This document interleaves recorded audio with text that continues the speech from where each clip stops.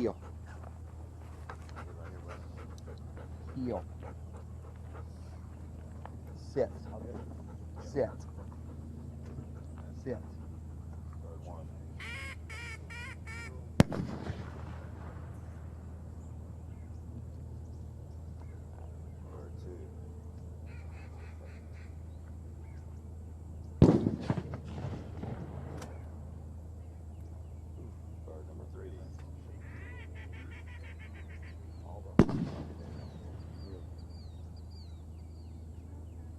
Dude. He can't see it. He can't see it.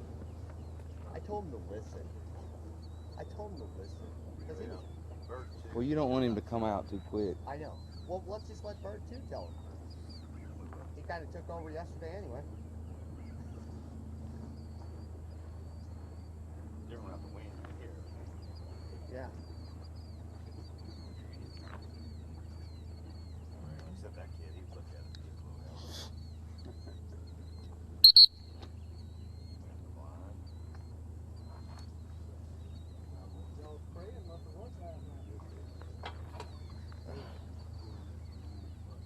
Look at him out there doing 5-bit line. No, that's Elijah. That's Elijah. That's Luke's brother. Like 12 of them. Yes, sir. Holy cow.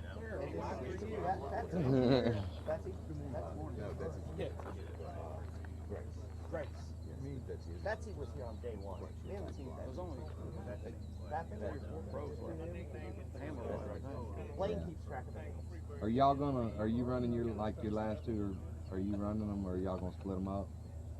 Well, the way the pros are, we couldn't split them up. But if you want to split them with the AMs, you want to bring the last AM in between you. Or you told me I'm parked pretty close, so. All right, we'll be fine then. Luke said yesterday was crashing anyway. Here. Here. Yeah.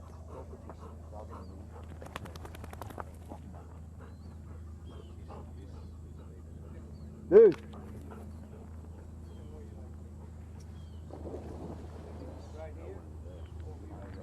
It was prettier 4:30, 5 o'clock this morning here than it is. I mean, we had a nice breeze this morning. They come back out and leave, nothing. Yeah, they're meeting up by that deal and going out.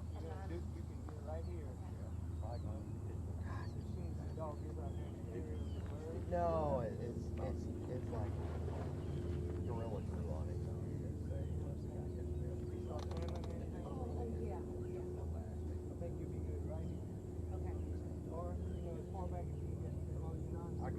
Boy. Good.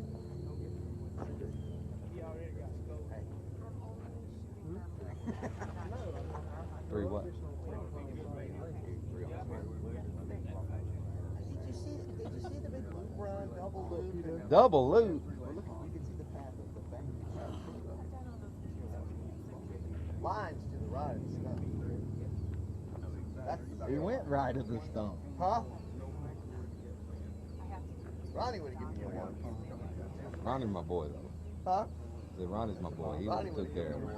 Ronnie likes it more. My grandkids go down every Here, Rick, come on. Good. Here. Sit. You can hear them down there. Yeah, they get tired of it. Deuce. Yeah, so if we're starting at 8 o'clock.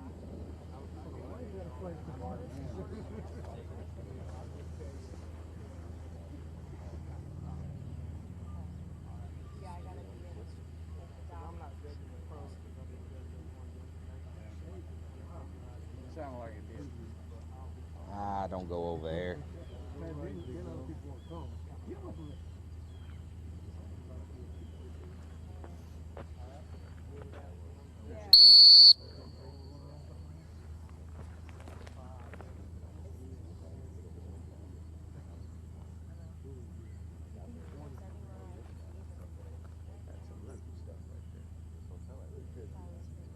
There it is.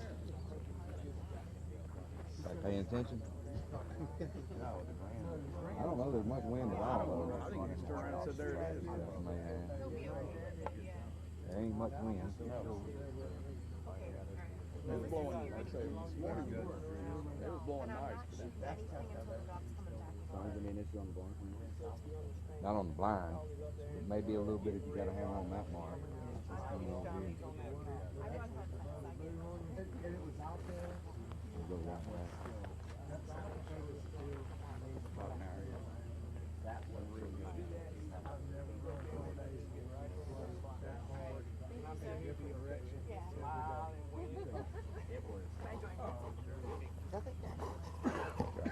Drop. Hey, shake. Shake. Shake. Heel. Heel. Heel. He's like, I already got my Here, grandchild sit. too old for this. Dead. Bah! How many grandkids is that going? And he's going straight.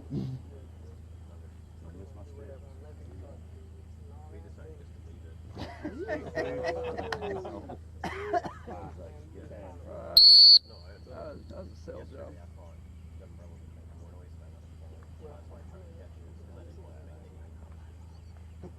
You was talking about that stick, right?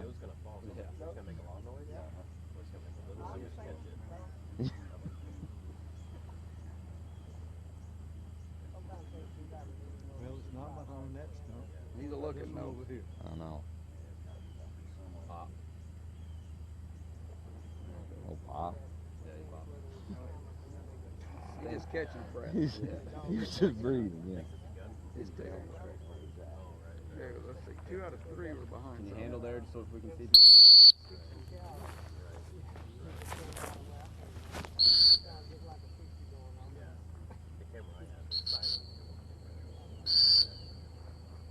Ah!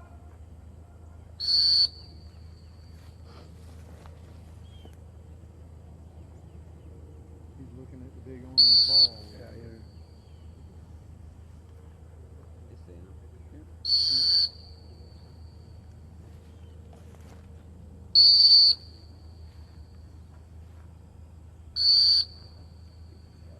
Ah!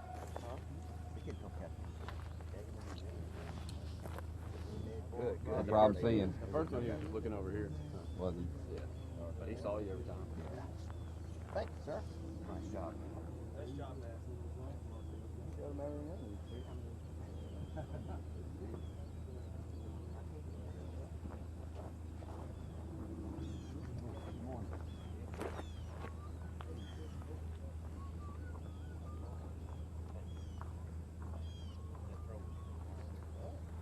I wasn't paying attention to him. It may have been a heck. You see that bush sticking up? Can you get? That's what he's aiming for. But it's weed eating in a big circle around. Hey, can you get a lot? Is he throwing over there? Luke? Can you walk where he's throwing? Please, Hey. as I can. Grab that radio. Come on, Deuce. Hey, Luke. Will you walk out and stand where your bird's landing, please? Bird 1, go stand where your bird's landing. Hey, Deuce, come here, buddy.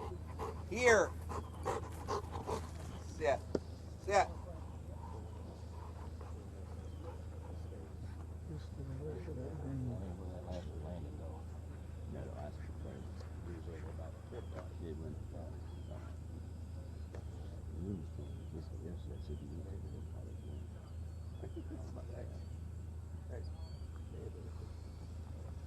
No.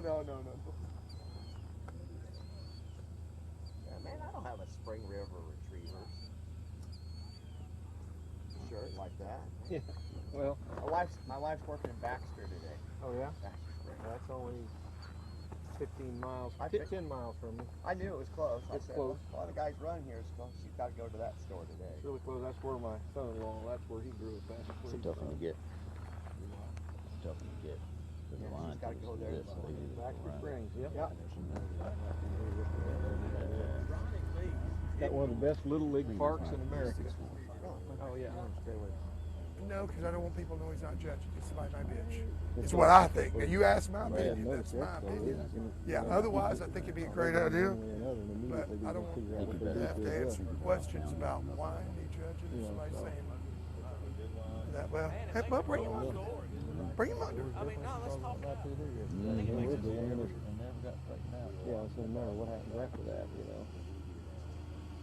Either way, if they go this way, you know they're going to end up left or go that way unless they really know where that bird is to correct themselves.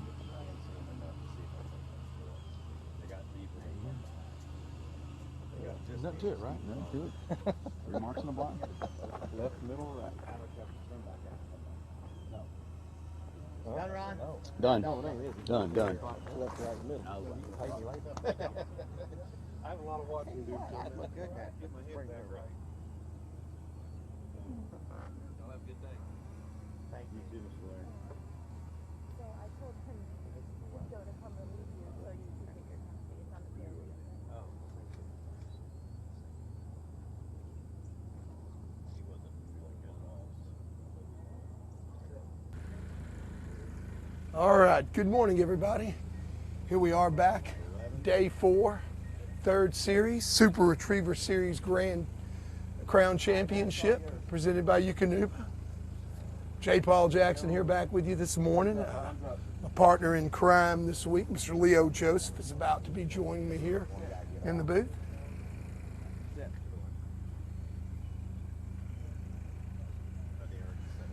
So let me give you a recap of what's been going on in the last 3 days here in beautiful Natchez, Mississippi. Go, dog the line. On day 1 of the Super Retriever Series Crown Championship, presented by Eukanuba, we had our hunt test series, day 2 field trial, day 3 in the latter half, and here in day 4, we are resuming the quarterfinals. We've eliminated the top 18 pros, the top 18 amateurs. Yesterday, we started out this series with the top 18 pros running first. The line now, we have Lyle Steinman. Now, Lyle's coming back to the line for a rerun. He was the last dog to run yesterday. Heat. We ran, I believe it was 11. I'll check my notes here in just a second to be sure. And Lyle came up to run 12th. And as you can see, the sun is behind them now. It's still coming up over the trees. But yesterday afternoon, when Lyle came to the line, the sun was actually setting dead in his face. It was apparent pretty quickly after he started running the mark that Pete wasn't really sure where they were at. I think it's because he was unable to get a good look at them.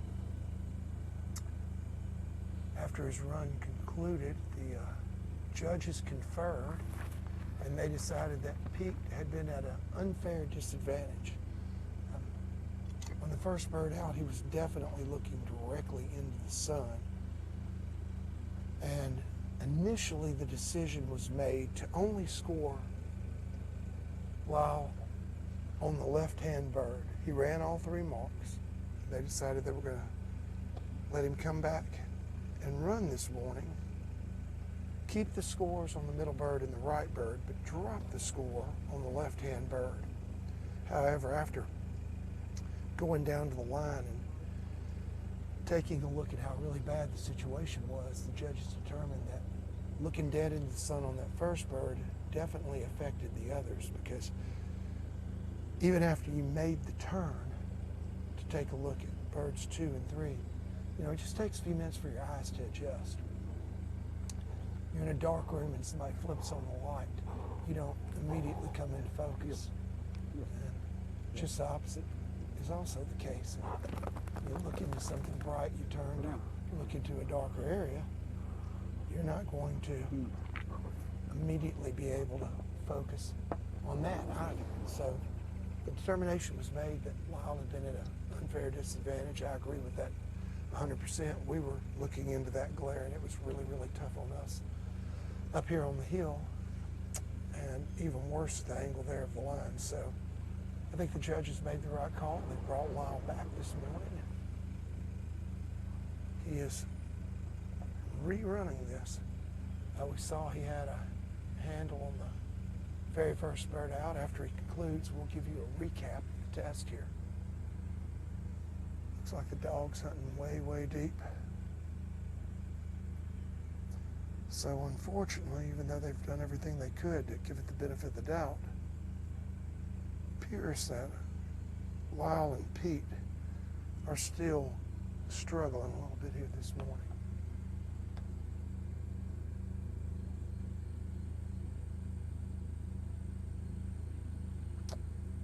I know Lyle was relieved to be in the position to get the rewind. However, doesn't look like Pete is being able to capitalize on that. So we've talked about a lot over the last few days. It's Lyle's style as a handler to allow the dog to have a lot of room to hunt once he makes the area of the fall. He will rarely put a dog on the bird if he feels like they're going to come back and pick it up just like Pete just did there. However, this is a hunt test scenario. That bird is not over 60 yards, and that was quite a hunt. So I have a feeling that the entire time that Pete was running around on that hillside out there in the sun, the judges were probably racking up the points on Lyle. I believe a quick handle right there would have been way preferable to having that hunt. By the way, Leo and I really enjoy your comments, your questions. Appreciate you watching here on livestream.com/SRS. We welcome any comments, observations that you guys have. Gives us something to talk about up here at the table. So please feel free at any time to Pete. comment for us. We welcome those. All right, Lyle has kicked him off on the third bird, last bird. Can't really see from this angle. Looks like Pete's taking a very good line to this one.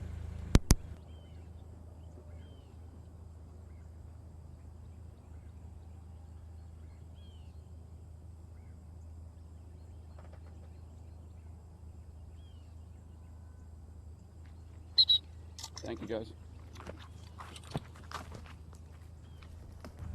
Well, there we go. Pete picks up the third of the three.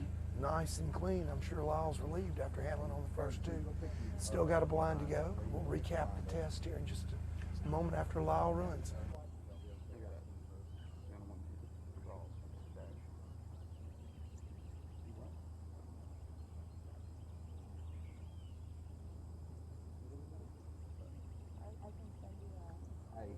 Get out there, stop, okay?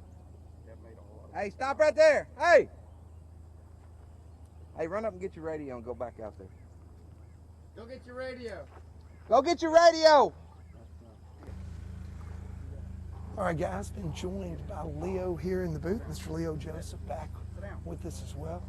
Really been enjoying the last few days. Walk back out there where it is. Yeah, this has been a lot of fun. And you know, I don't know how much you've talked about it. I'm sure it came up.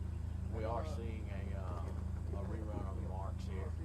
And I got a little bit of insight. You know, Hey, can you see me originally good I was as the sun thinking in it your was where eye? the sun was in relation to that mark. But they were really worried about the glare. They said at some point, the glare off the pond, that What they weren't sign? only worried about the dog seeing the bird, but actually how well It's been the there, dog was all just day blinded when the handler was yesterday. trying to line them up. And once they got down to the line, got down to dog level, just like man, it was a bad situation. And you know, the judges and the marshal, man, I'm sure they were in a bad spot. And I admire them for standing up and making a call and really standing up for what they thought was right. You know, I think everybody here and everybody watching agrees these are the best gun dogs in the country. No doubt about it. And you want to do everything you can to give every dog its fair shot at the Crown Championship. Yeah, have every opportunity to succeed here. That's right. That's right. And that's what the judges and the marshal did there. And you really got... Guns up, guys. Guns up. Two, where you at? That's good work. And, man, a tight spot to be in. And I don't really hear anything else going on. And I think they did the right thing. What about you? Oh, I definitely agree. You know, I've had the opportunity to walk down and talk to the judges, speak with Blaine for a minute about this. And, you know, Leo, for you and I mean, we were struggling to see up here on the hill. But as you said, when I got down there at the dog's level, the glare coming off that water was impossible. That's right. Totally impossible. And, you know, after looking down, we've got Luke Kors coming up here, folks. But after looking down, and we'll bring you back to our commentary, just a second. Luke with Peerless, great story there too. We want to share with you guys. But after looking down at that and then turning and look back at the judge, I could, so you can only imagine. And two, you're looking at a drastic picture change for that dog. He gets up there and he sees his dog in the water, and then when he looks back, he sees nothing but glare. That's an impossible situation. So I don't want to harp on to it. Man, my hat's off to the marshal and the judges for making a good call there. Now we can go on with the competition. Yeah, I think Matt and the guys did a good job. And also, let's talk about the judges just a little bit here. Hopefully, we're going to have Ronnie up here in the booth with us under the tent in just a second. But one of the things we didn't mention yesterday was the fact that Ronnie Lee is a replacement judge. Andy Fontenot was supposed to be judging this week. However, at the last minute, Andy encountered some issues that made it impossible for him to be here, and Ronnie was called upon, and he agreed to come and fill in for Andy, but he made it very clear in the beginning that he too had a prior engagement that he had to take care of, and so we knew from the start he wasn't going to be able to be here on Friday afternoon, so it was determined that the pros would run first, and they all agreed that they would run with two judges.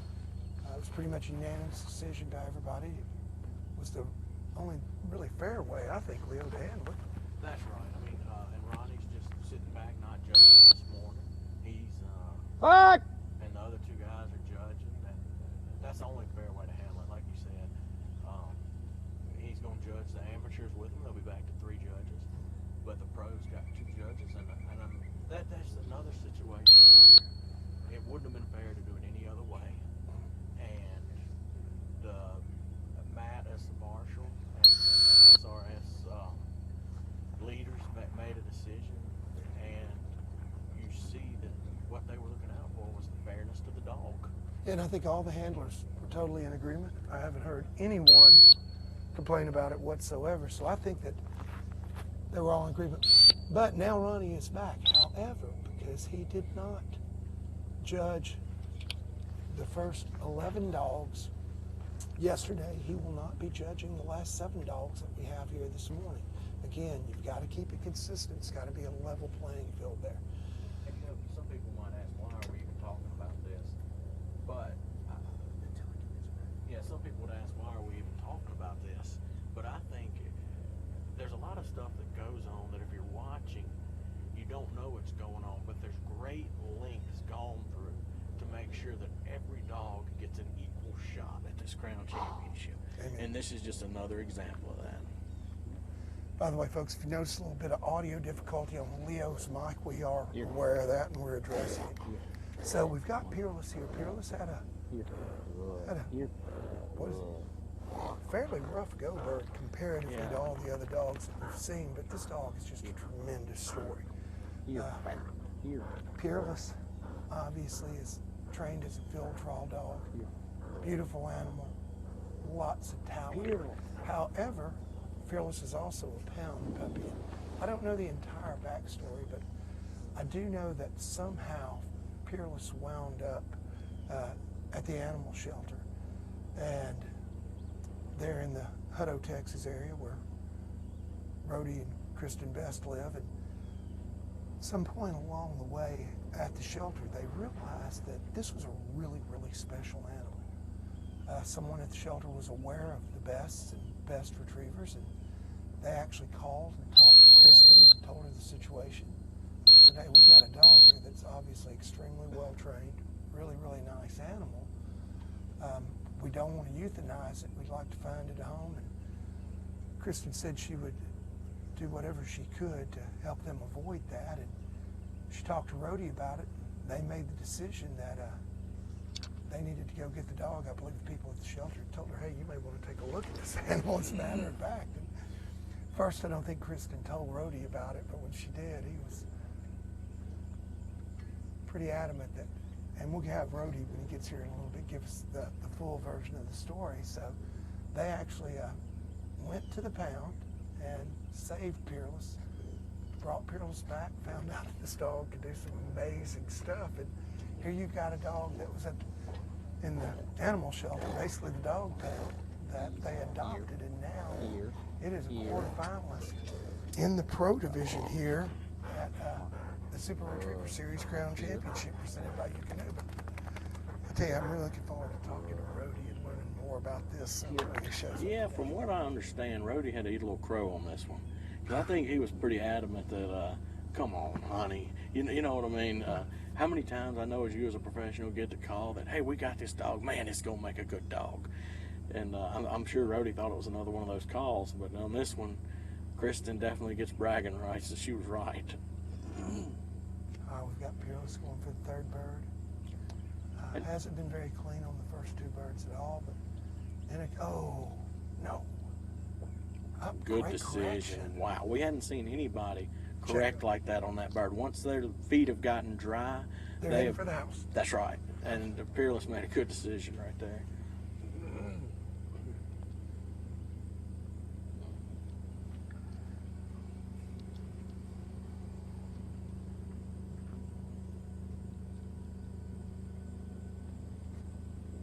Luke sizing up the blind. Peerless came in with a score of 104, I believe. No, 101. Sorry, Pete had 104. And Peerless had 101. We only had in the pro division after two series 5 dogs with under 100 points. And I think now's a good time to recap where we stand in this. Coming into the quarterfinals, we had Luke here who was at the line. Had 4 of the top 6 dogs, with Peerless being the 4th of those, in 6th place. Next we'll have Stephen Durrance in Georgia coming in with 98 points. Then Luke comes back again with Bang with 92 points. And then we have Charlie and Cash coming in with 84 in 3rd place coming into the quarterfinals. And in 2nd, once again, we've got Luke with Goose with an 82. And then finally, low score for the first 2 series, Luke and Fire, who's really been on fire here, with a 2-day total of 54 points, putting them 28 points ahead of 2nd place and 30 points ahead of 3rd.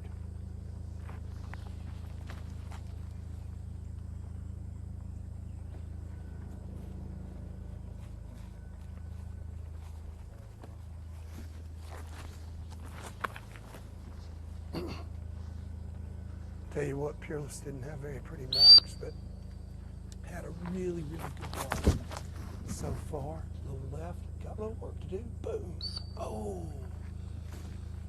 Now, if you weren't watching yesterday, there is a log right there you see to the left, and you're right behind the bird.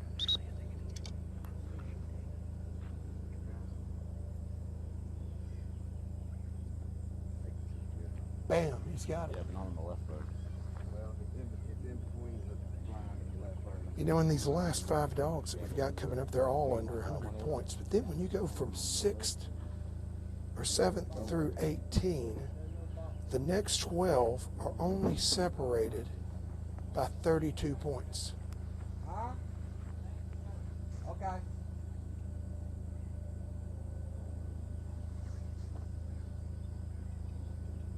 So there definitely is some room for movement. I don't know who that is or where they going, but they can't get out over there, and they can't go nowhere once they get over, but come back and go around the pond. I know. Of course, Thank you, Ryan. scores carry all the way through this event, so we don't clear the scoreboard at any time. However, with 6 through 18 or 7 through 18 sometimes all over 100 points, there definitely is room for movement, and nobody, I would think, that makes the semifinals with 2 series to go is going to be out. Hey, Steve, come on down.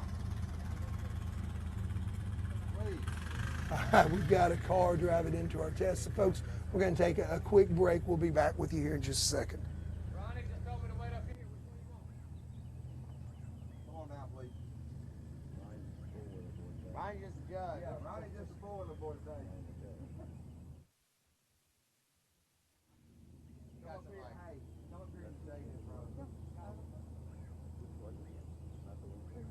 How'd they get to there?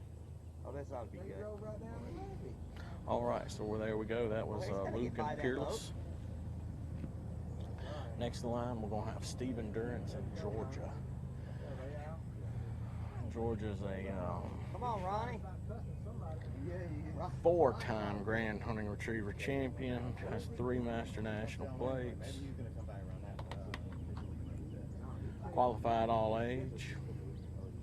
I believe she has a SRS win as well. I'm not sure if she has a title yet or not, but I'm almost positive she has a win. And has a win on the amateur side with her owner, Sue Lamont, as well.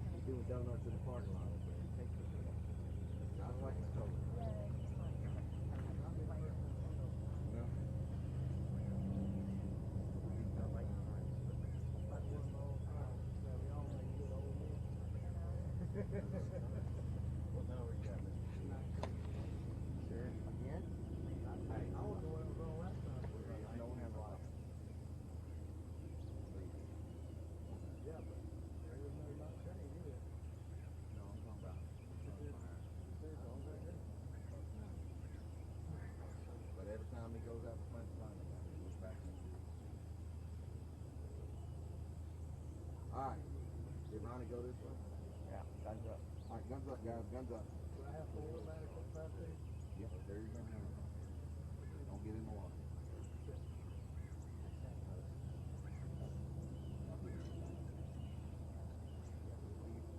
We did the same. Alright, here you go. Good luck. Only thing you put, come on, lead at the truck. Good for me. Heel.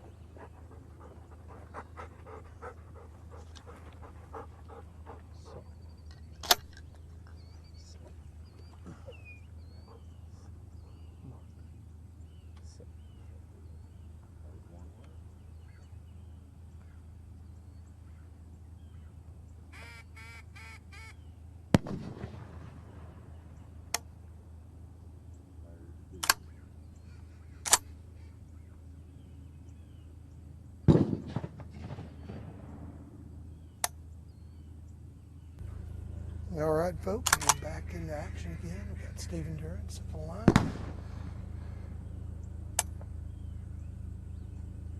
Georgia.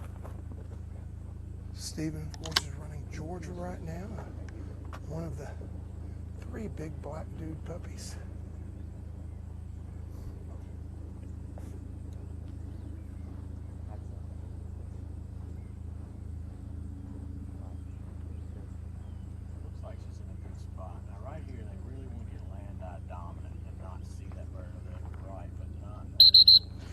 No, she did a great job there.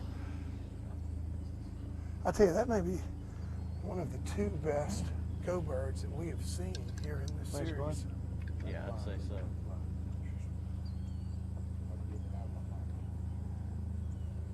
There comes our blind planner.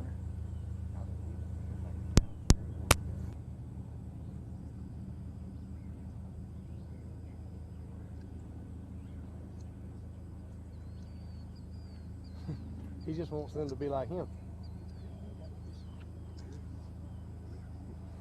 I could see him just locking the gate.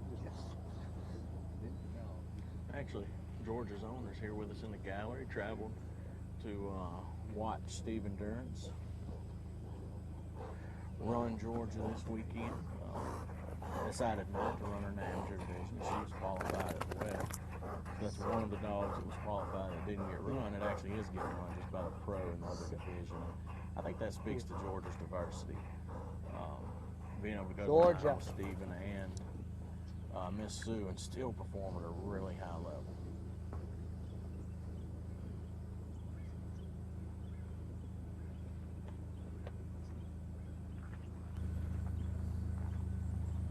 Looks like Georgia's a little left. Let's see if she's going to remember where this bird is right here. You know, most of the dogs that have checked up there have found it, but it looks like Georgia isn't so sure anymore. And I gotta believe that with her out judges are really starting to ding Georgia pretty good. I'm not sure that Well, she's in a good spot now. yeah, she is, and she's definitely back in the fall area. But I would definitely have to think that she's left it a time or two there. Not sure. I think she's in front of the bird. I think that was a really good decision by Stephen because she was about to leave the fall area again, I believe, and she was so close to the bird. Time to go on and just pick it up. Yeah, it'll be interesting to see how they treat that. Yes, it will. She had definitely established a hunt, but was she in the area? And that's a 10-point difference. So quite substantial. Way to do a good job there. And I think that she established the hunt initially in the area, moved out, came back in, and was about to leave again. So they could conceivably have a handle to the area as well as That's right. leaving the area, which would be 2 10-point penalties. Got some comments coming in here, Leo. Let's see what we got. AJ McDonald, thank you, AJ, giving some folks the address. Joseph Parker, I'm sorry I missed that. Thank you, AJ, for answering Joseph. Jake, we're really glad to be back this morning. Peggy Walking Stick says good morning, as well as Michael Collum. Thank you guys, glad to have you with us today. You know, it's fairly early on a Saturday morning, but obviously a lot of people love this sport. Looking at the number of people that are watching right now, we really appreciate every one of you guys. Actually, I know Barry Lyons is listening from the duck blind this morning. He's still He called me a little earlier and said, asked me a question. He said, gotta go, and hung up. So I'm assuming he's having a pretty good morning. Barry, I'm very, very jealous you are watching. There you go. Buddy, Nice and I bird hope you on that. smack him today. Yes, he did. He's had 2 really nice marks. A little trouble on the right-hand bird, but the left-hand bird and the middle bird, he did very well. And you know, if he has a decent blind here, we should be able to get a really good idea how they're scoring that right bird. That's because right. you got to think he could very well be a 0 on 2 birds. On 2 birds. Yeah. I would think he'd almost have to be on the go bird. That's right. And yeah, we'll get a really good idea what they're looking at. Now, I looked at his score with Mason yesterday, and they're definitely dinging him good for missing that first log. If you remember, Mason missed that and got the second one. From looking at his score, I think he got 5 or 10 points. What did Mason have A yesterday? 50. Yep, I would say so, because we figured going into the blind, he had about a 30, I believe. That's right. 25 to 30. So he picked up at least 20 points, I would think, on that blind. Good morning, Donovan Westbrook. Thank you for tuning in to our live stream. All right, so let's talk a little bit about that blind. You can see Georgia taking off right there to her left. You see the stick and then the stump. Right there where she's going, that pretty much is the line to the blind. And if you look straight down it, you can see your next stump she's about to go by. The line goes to the left of that, and then the stump in front of her, it goes to the right of. And she caught that. What a great correction. That was gorgeous. Now, you see the log back on the hill just a little bit to her left and directly behind her. She's headed straight at it. This could be maybe one more whistle right there. All right, she ran just past it. No problem bringing her back in. Yeah. Boom, 2 whistles. So I think that's a 4 or 6 point line. She caught the log, so we should be able to get a really good feel here if we can get that score on how they're scoring that right-hand bird. You know, I want to point out, if y'all noticed, Stephen really got in his whistle on that coming in. Did you pick Yeah, that up? I did. I definitely And did. we've seen a lot of dogs, people will let them get deep, and they just kind of throw a beep, beep, beep. Just real kind of nonchalant, like I'm assuming the dog sees it, I'm just letting them know to come in. But they've gotten in trouble. And that's an instance where a handler's been watching other people run it, and he knew that he was in a bad spot, potentially. No and doubt. It wasn't over. I don't know what there is about that hillside up there in that open mud flat behind them, but for some reason, you get a dog past that log, it's been really, really difficult to get them back. They want to charge up that hill and hit it hard. got a really good wide open camera angle there. So let's talk about the test while we're taking a look at these grounds here. Yeah, that's from the jib, which is directly above where the handler is standing. And if you take a look out, folks, to the left, you can see at the top left-hand corner of your screen, not quite to the top, what looks like a clump there in that heavy cover, and that's actually the hide for bird number 1. It comes out from our left to our right on the screen. Then we make a pretty good swing to the right-hand side of the pond there in the back corner. They've done such a good job of hiding the bird boy, making a blind for it, that it's really, really hard to pick up. But that single tree out there in the middle, if you look down below it there on that point in the water, you can see a big stump and a very well brushed with cane hide. Bird 2 comes out there from our right to our left on screen. And then swing back across the pond in the back left corner there toward the top of the screen. Bird number 3 comes out left to right and makes just a little bit of splash behind that last big stump out there. And then, of course, as you saw, our blind splits right down the middle and splits. Mark number 2 in the go bird. So let's watch them come out. You see 1 comes out left to right. 2, you can see the bird boy standing up there in the hide, that very well signed hide, throwing it pretty severe angle back. And then here comes bird number 3 all the way across the pond in the center there. This bird gives a pretty good splash. We come back to the dog, and I'm pretty sure that Luke and Bang both got a really good look at this. I'll tell you, Bang has had a really great trial so far as well. Been very consistent.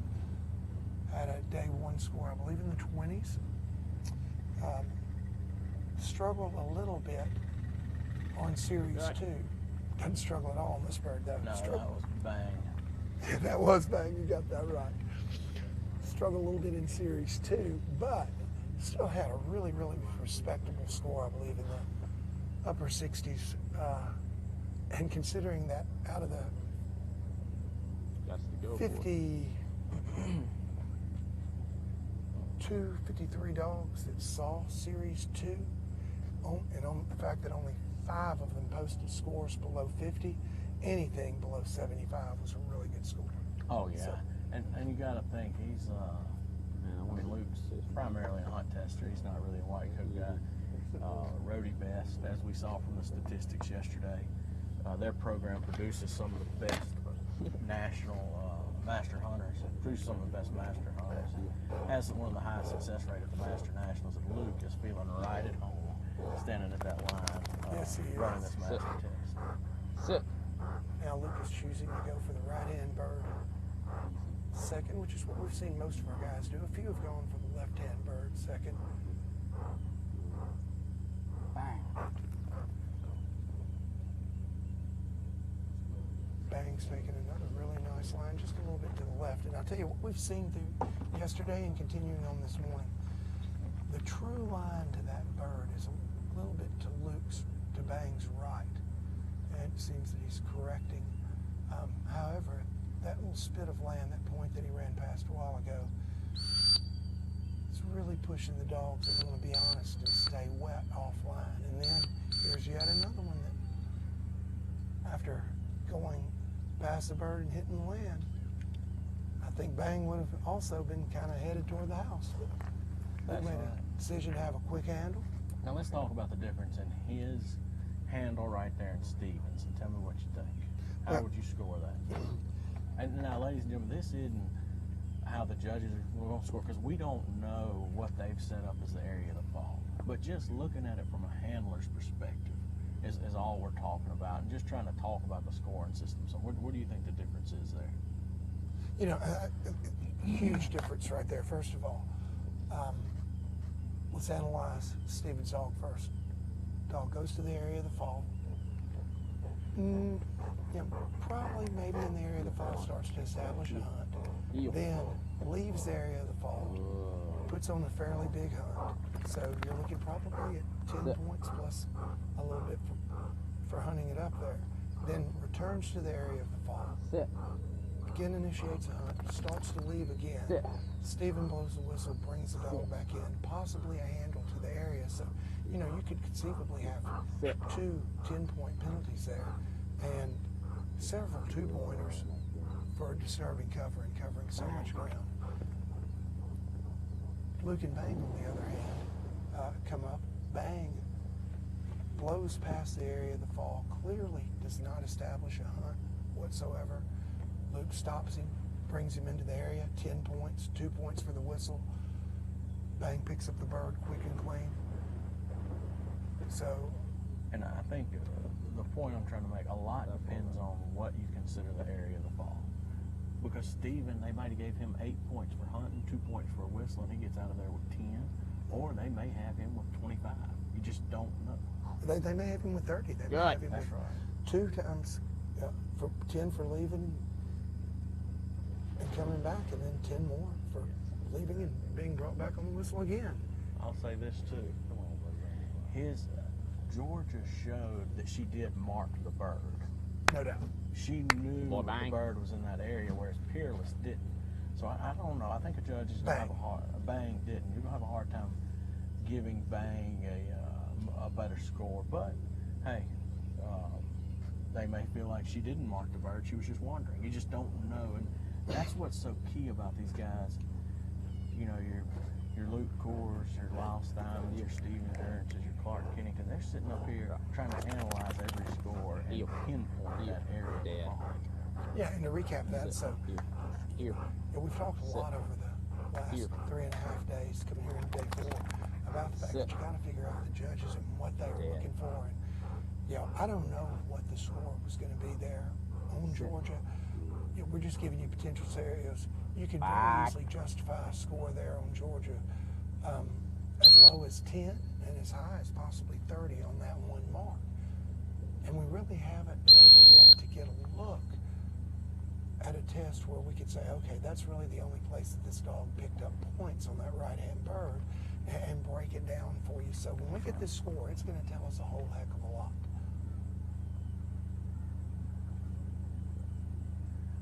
From watching Luke handle there, I feel like everyone has established that first stick is on the line to the blind. Yeah, we have had enough folks come in here and do the marks well and miss that stick where we can get a really good idea that I would say that's a 10-point penalty for missing that.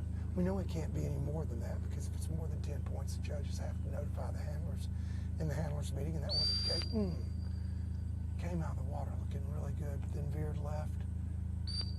Now to the right of the bird. Bang's right there, dead even. And once again, we're seeing this is a hard blind to finish, and I'm wondering if the dogs just view that as nothing. You know, there's nothing there. They're not seeing a bird, and they're trying to get to somewhere where they would normally see a bird, because it looks like just dirt. Yeah. It looks like that thing should look like a booger in a baked potato, but that's not what they're seeing. You know, a big old dirt clod. You know, if you've ever ran dirt clod drills, that's what you do to teach them to ignore things like that obviously aren't a bird. So with it hid back there, I think a lot of these dogs have been trained just to ignore those obstacles and move on and find it. And another thing about this morning that's drastically different than yesterday. Yesterday we had a very strong left to right wind on the left-hand bird, and then the other 2 marks and definitely the blind were pretty much, you know, downwind. So if you got the dog behind the blind, there was a really good chance they were going to wind it yesterday. This morning, there is no breeze whatsoever, so that is definitely not the case. And you see there, I don't think Bang had any clue, caught any bit of scent at all. Luke actually handled Bang all the way to that blind, because they're just not winding it this morning. And I'll tell you, it's made a difference, I'm certain, in this left-hand mark, Leo, because yesterday, you know, the place to be was about, kick your dog off about 2 feet offline to the right, and if they carried, they were going to win. It was going to take them to the promised land. Not so today. Seen some hunts already on that left-hand bird this morning. That's right. And now, right here we've got Charlie and Cash coming to blind. I was back there talking to Charlie about Cash, and Cash is actually his personal dog. I didn't know that. I did not know that either. He's a hunting retriever champion, master hunter, qualified all age. And really nice dog. Charlie actually was telling me this is his hunting dog, so they spend a lot of time together every year in the duck blind.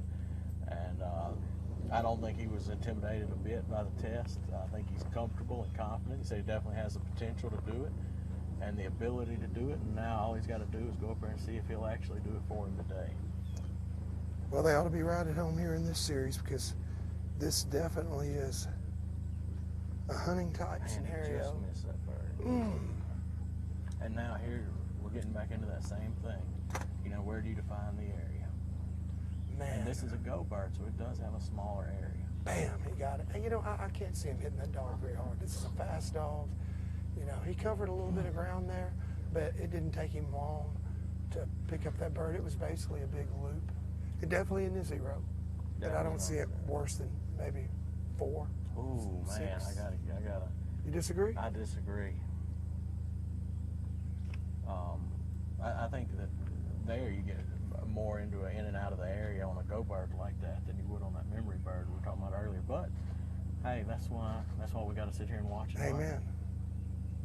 Amen. So Charlie, Hume, and Cash here have hats picked up off the to bird our bird boy out there. He's having to plant this blind and get back. And before the dog gets back to the line. Yeah. That's not an easy feat to accomplish. He's running. No, with a super fast dog like we've got on the line here, definitely not. We got a super fast blind. My bird boy's working real hard, but he's not super fast.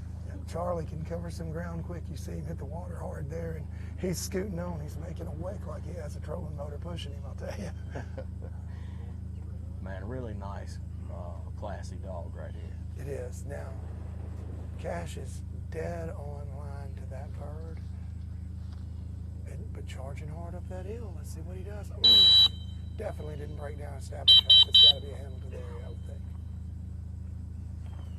And he's still got some work to do. Cash is well to the right of this bird right now. Oh boy, he wasn't asleep at the wheel either. He got on that whistle quick. Yes, he didn't waste any time whatsoever.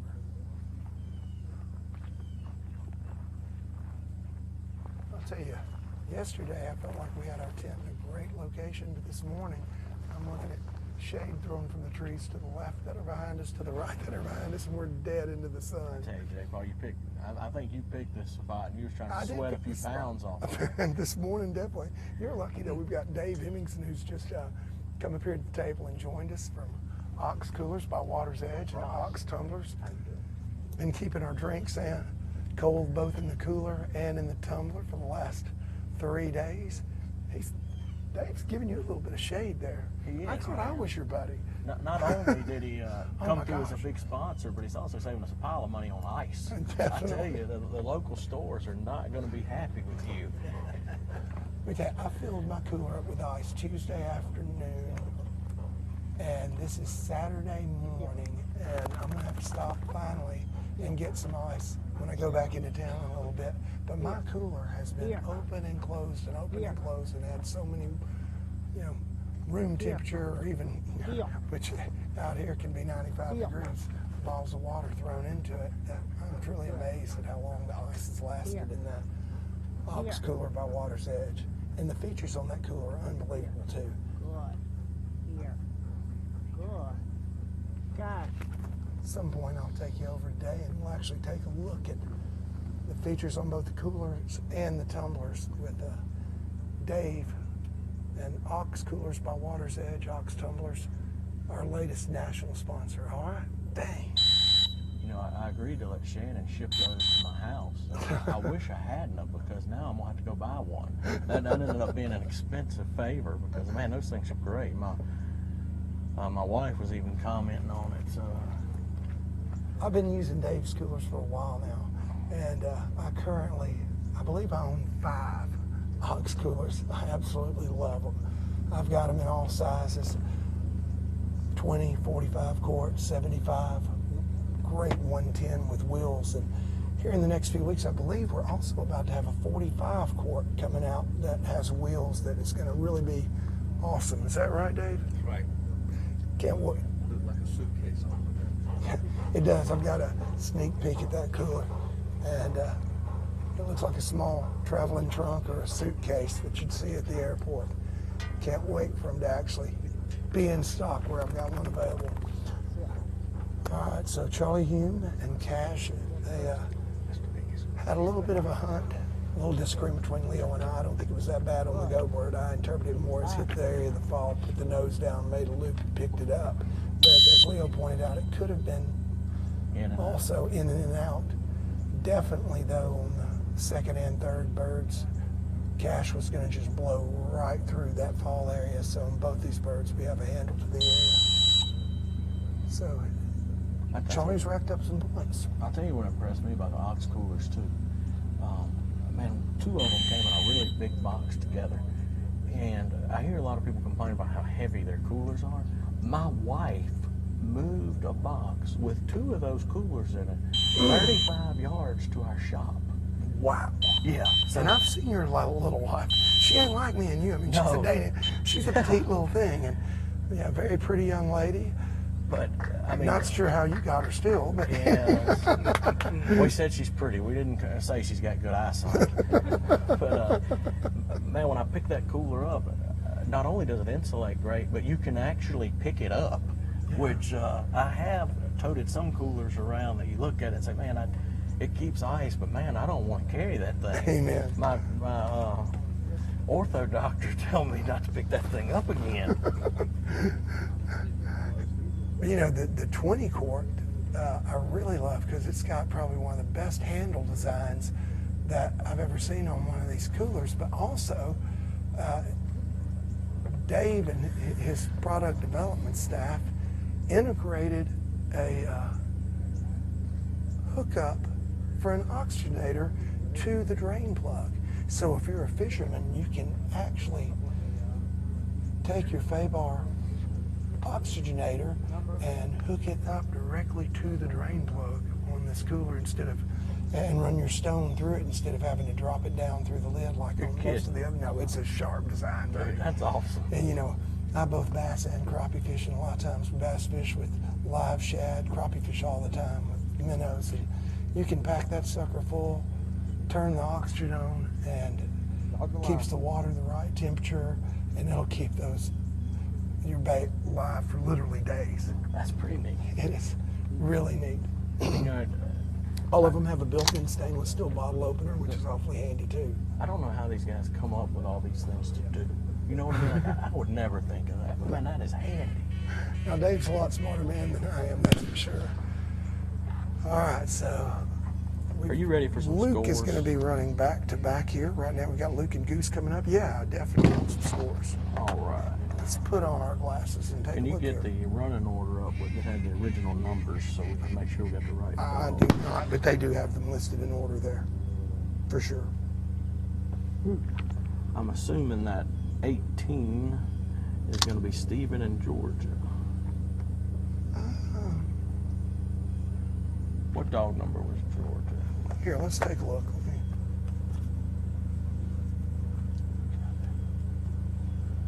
Well, I can't tell you from this. Give us just a second, folks. Bear with us. Good. Goose made the fall area.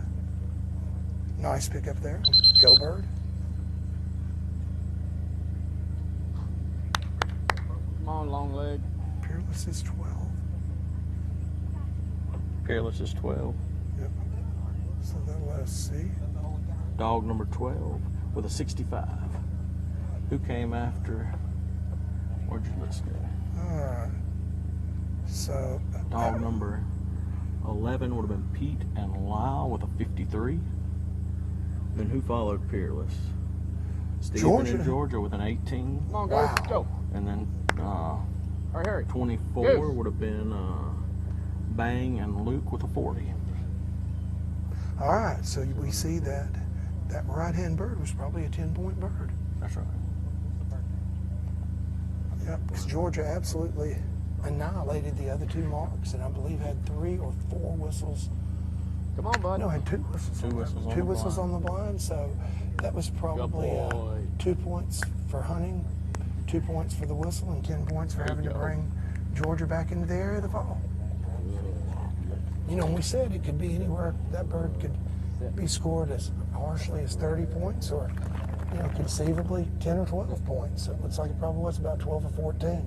Yeah, and what that tells me, if I'm one of the other competitors, is they've got a decent sized fall area over there. So give your dog a second to hunt it. And I'd be curious to talk to Steven and know if he saw something yesterday that cued him to that. Amen. Or was he gambling?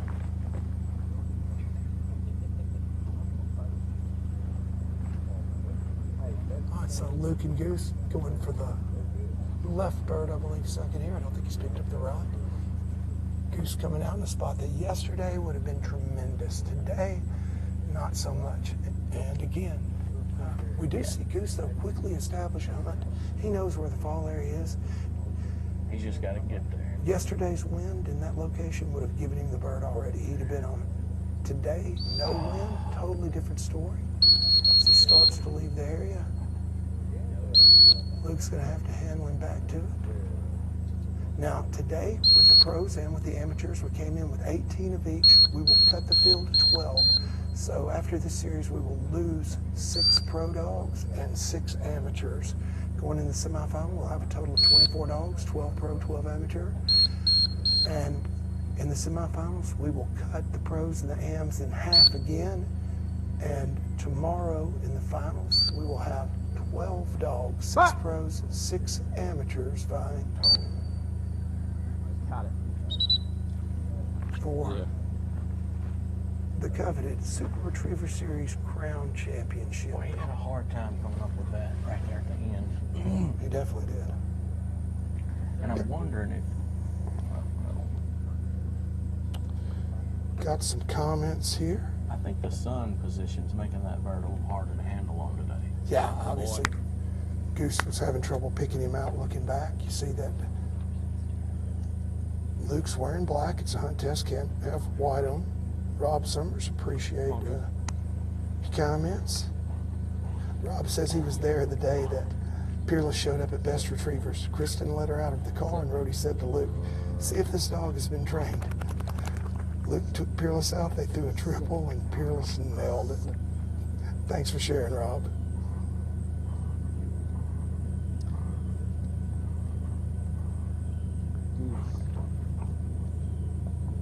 All right, here he kicks her off on the right-hand bird. By the way, thank you very much, Jake Smith. Yes, everything is great. If you've been listening for the last couple of days, you know that early in the morning hours yesterday, I became a grandfather for the first time and got a bunch of pics yesterday when I got done from my wife and daughter. Maxwell Foster is a beautiful, healthy 7.5-pound baby boy. Appreciate that, guys. All right. Man, that bird has become so hard, Leo. I don't think we've had a dog go in there and just pick up that right-hand bird clean. Every single dog at some point has gotten dry. That's right. Man, that's really good bird placement. Like I told you yesterday, nothing scares me more when I'm running an event than a bird that is right there on the water's edge. I mean, that's just good bird placement. I mean, every single dog. And most of them have blown right by it and didn't even establish a hunt. Oh, absolutely. All right, so let's take a look at those scores one more time. I'm going to try to figure out some standings here as Luke prepares to take Goose and run the blind. You got them for me, Leo? Give me 1 second. All right, take your time, buddy. Didn't mean to interrupt you there.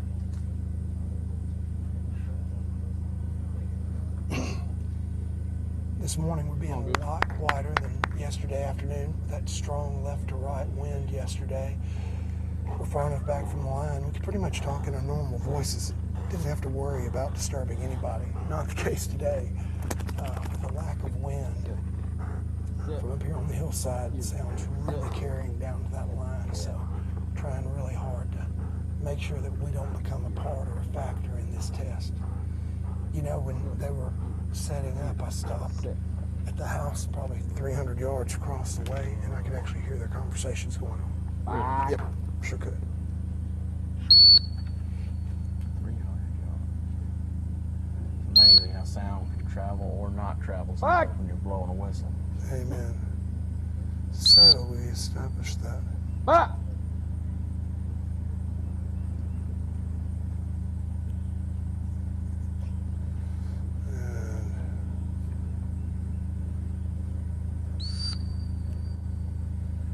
Guys, I'm doing some calculating, and for me, that's not easy. She's going to take a picture of the board, so. Good deal. Maybe. Make my life a little bit easier here. Gracie, who's been such a great help, is going over to take a picture of the leaderboard for us. We won't be able to show it to you guys here on the live stream, but it'll give some, at least, oh, man, that bird has gotten so hard today with no wind yesterday. Right there, he went, oh, good job by Goose there. He obviously winded it, had that bird between his feet, but he still honored that whistle.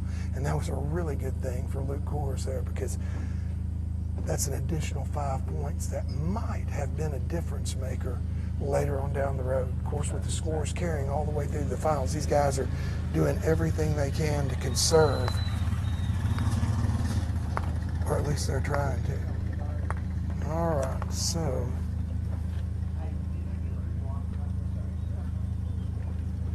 let's do a little bit of sorting out here.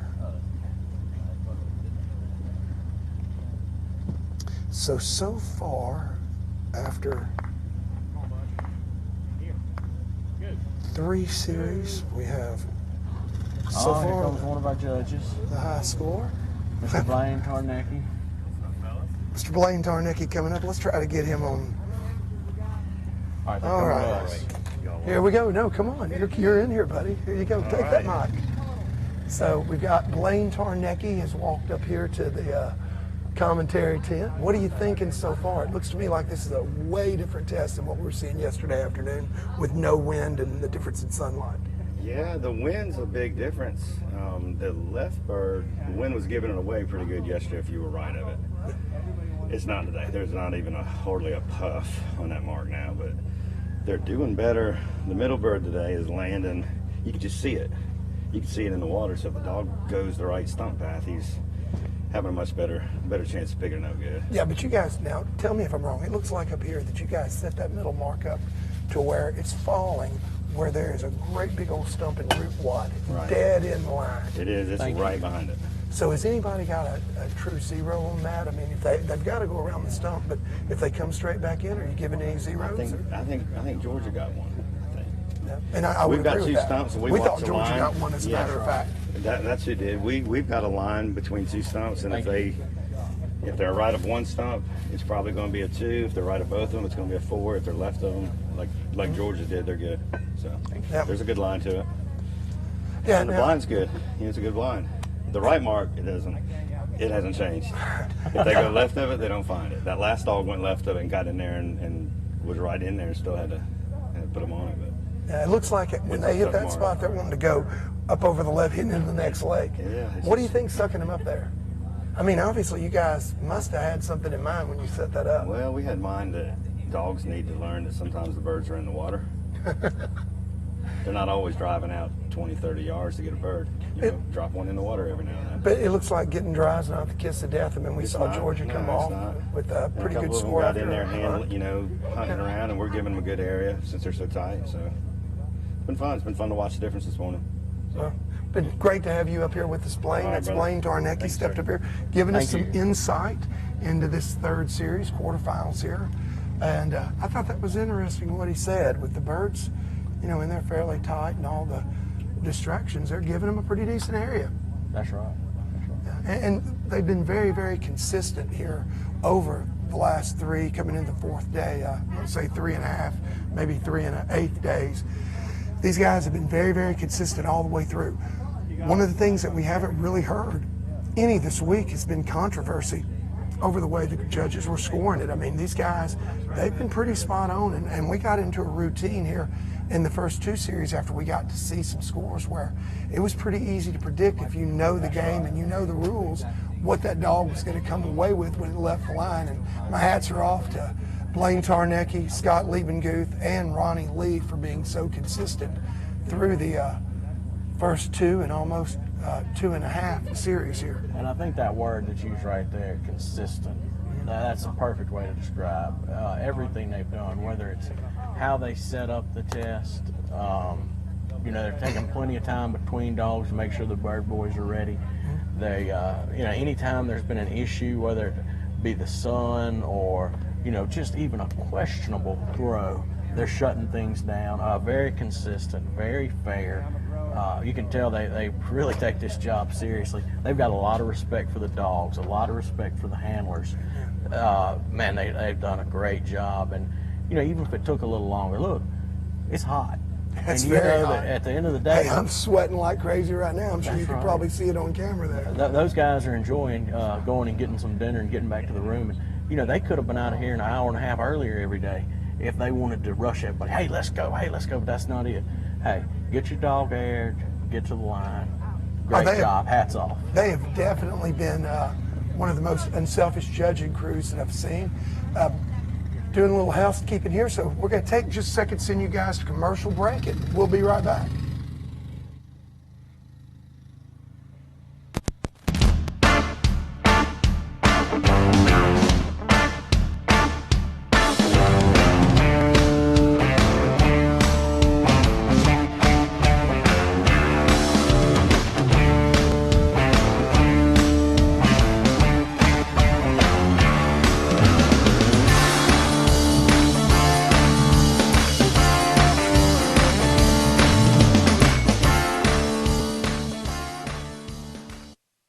Inside every dog is something extraordinary, waiting to be unleashed.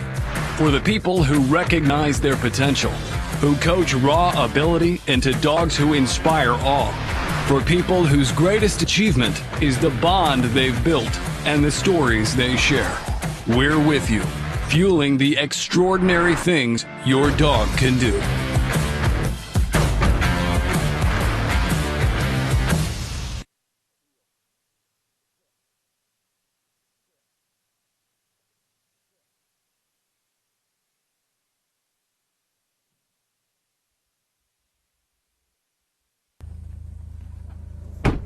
I gave him my condolences.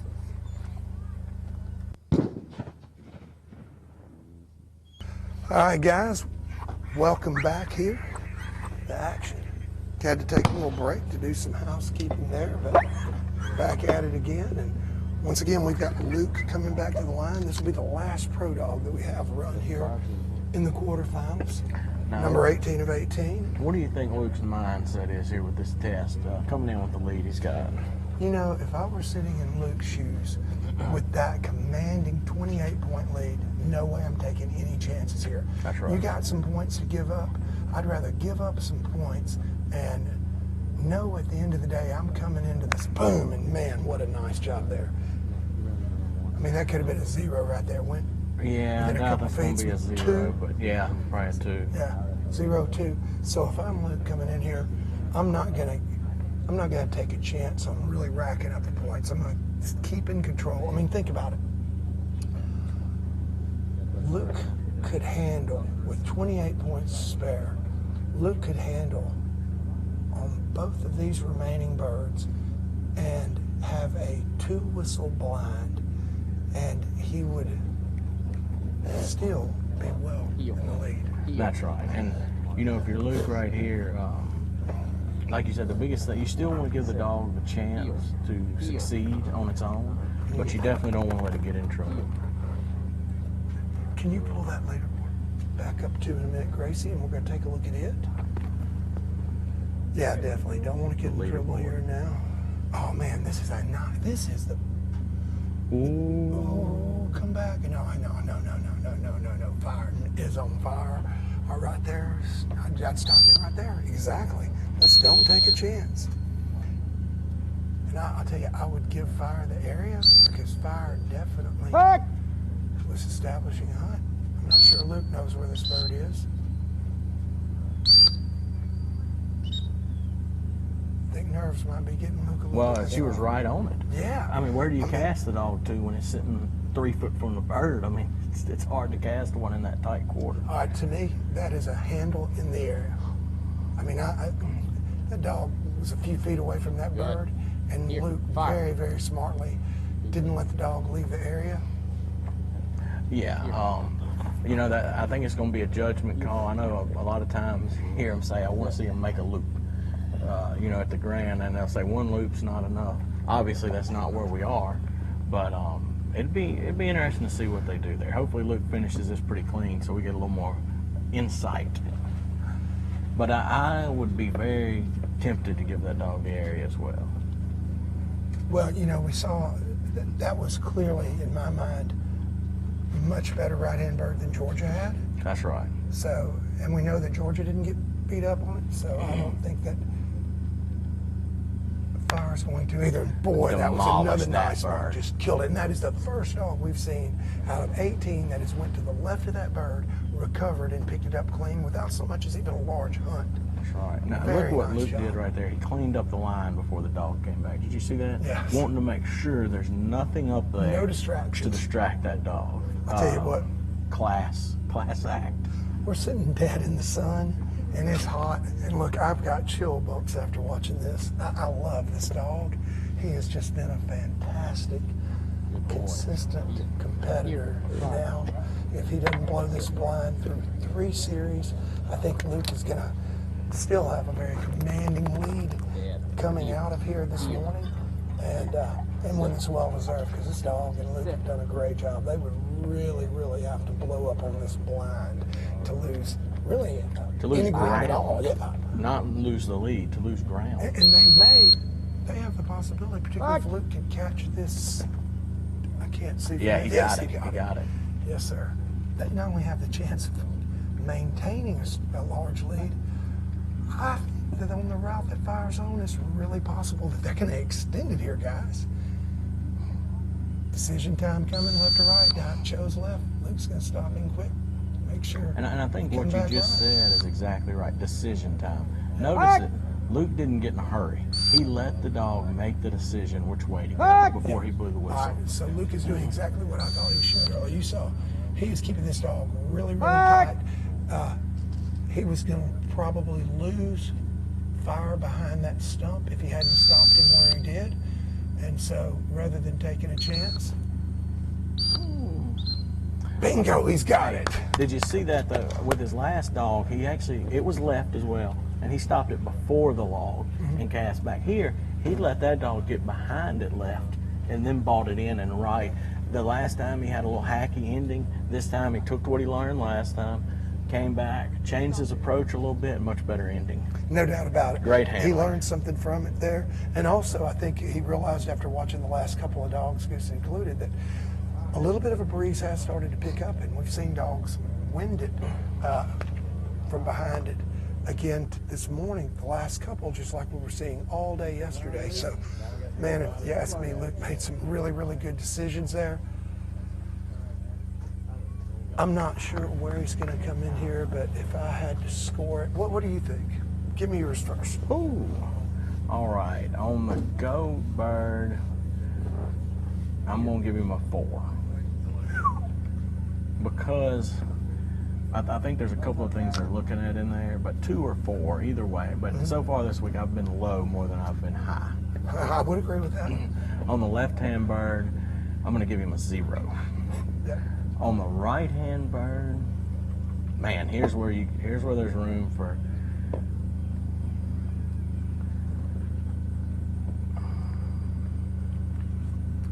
It's either thinking hard. I see the gears turning in your head. I'm going to skip to the blind, so I'm at 4, then 1,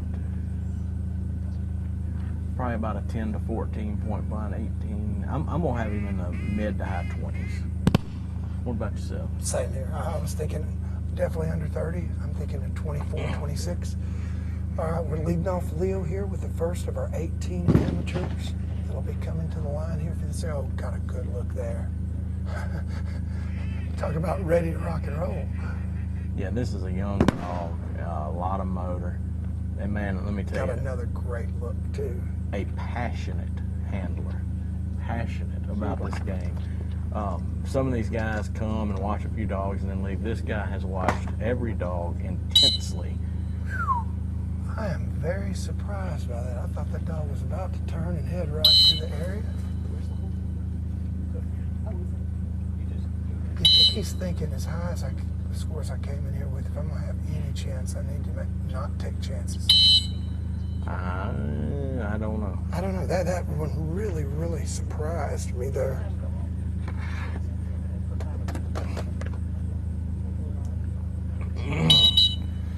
don't know. Maybe there was something. I was trying to watch the dog and trying to watch the live feed, and I'm thinking I probably missed something. Maybe she put her head down and turned, and then when I heard the whistle, I looked up. Or yeah, I don't know. We've got a really good look on our monitor here today. The first 2 series, it was really, really tough for us to see our monitor with the glare on it. But today, with this big 50-inch monitor sitting in front of us, we're able to get a really good look at it. We've got his collegiate coach, Lyle Steinman, here. Lyle, did we miss something? I didn't see anything that was going on.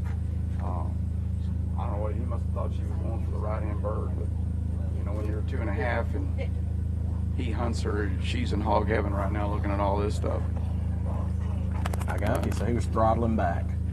Yeah, this is she's got a lot of horsepower and she can get away with you quick. No doubt about that. This dog definitely brings the horsepower and the enthusiasm.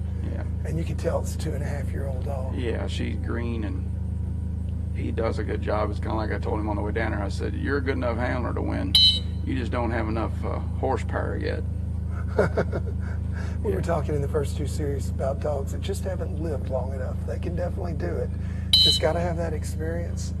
Well, you got, yeah, I mean, 6, 8, 10. I mean, she's trying to compete against dogs that are 2 or 3 or sometimes 4 times older than her, and you know, you can't beat line time, I guess you'd say. No doubt about it. And he's nervous anyway. But boy, he has been a student this week since he's been here. He has watched every dog. Yes, he has. I don't think anybody's learned more here than he has. I would agree with that, Leo. I mean, he's taken it all in, and you know, Stephanie coached Cole and Amanda in the college deal, and both, I mean, Amanda never ran anything running Nikki and stuff, and both of them made mistakes. I mean, I think they were 4th by 10 points or something like that, so they could have been, you know, easily 3rd, and then he went on to Minnesota, and I think he got a 4th, I think is what it was, to qualify for the crown. So he was tickled to death, and he comes down a little bit and trains with me, and but he's done a great job, and he sure works at it. I mean, she's only 2.5, but he's trained her probably about like she's 5, 6, 7 years as much as he put in on her. So, and this is a great experience for both of them. And, you know, he wanted to finish in the, I think we thought the top 12 or the top 18 or something. So he's definitely done that. But I've been real pleased. I mean, there was 8 dogs that DQ'd in the 2nd series, and he posted a score. And I said, about all you got to do is just keep posting scores, you know. So that's exactly right. I'm assuming that his that intensity he has and that studious nature, I'm assuming that a young Lyle Steinman was much that way as well. Yeah, it's. I always tell Cole, you know, you just got to work at it. And he's got a tremendous work ethic. I mean, he really works at it. He studies, and you can tell that he wants to be good at everything he can put his hands on. But yeah, that's kind of like me. I just worked as hard as I could and trial and error a lot of times. But we're very, very proud of him. Oh, I bet. I tell you that collegiate deal really really bared some fruit, and you see a lot of those guys here running, and I know, I mean, it looked like you had a blast at the collegiate event as well. It was fun, and I mean, it's Cole. We couldn't find a team for Cole to get on, and he was one of the first ones to contact Shannon about it, and I'd already had a team, and I said, we'll find you somebody to coach. So we had to beg Stephanie to coach, and then we had to find a teammate, and of course Amanda, we had to bribe her, and she goes, you know, I'm going to lose like $103.28. I said, well, I got a feeling I'm going to have to pay for that. So one way or the other, we got them both in there. But no, they had a blast, and I think that thing that is only going to get bigger and bigger and bigger, and I think you'll see, you know, some more college kids, you know, coming to the crown. But it's just, you know, it's like Dakota's here, and he's missing all week of school, and you know, Keith was here for a while, and Cole's missing, of course, all week of work and some classes also. So, but no, I think that's a tremendous deal to get the college kids into this, and I think she'll have, you know, a great turnout next year. Oh yeah, I agree. I mean, we're watching Cole have a little bit of trouble here on this test, but I guarantee he has had a great time, and it's been a lot of fun watching him. And we're very fortunate to have guys like you and Rhodey and other pros out there that are willing to work with these college guys and coach them. And I think this SR LSU is going to be a big, big part of the sport for a while to come.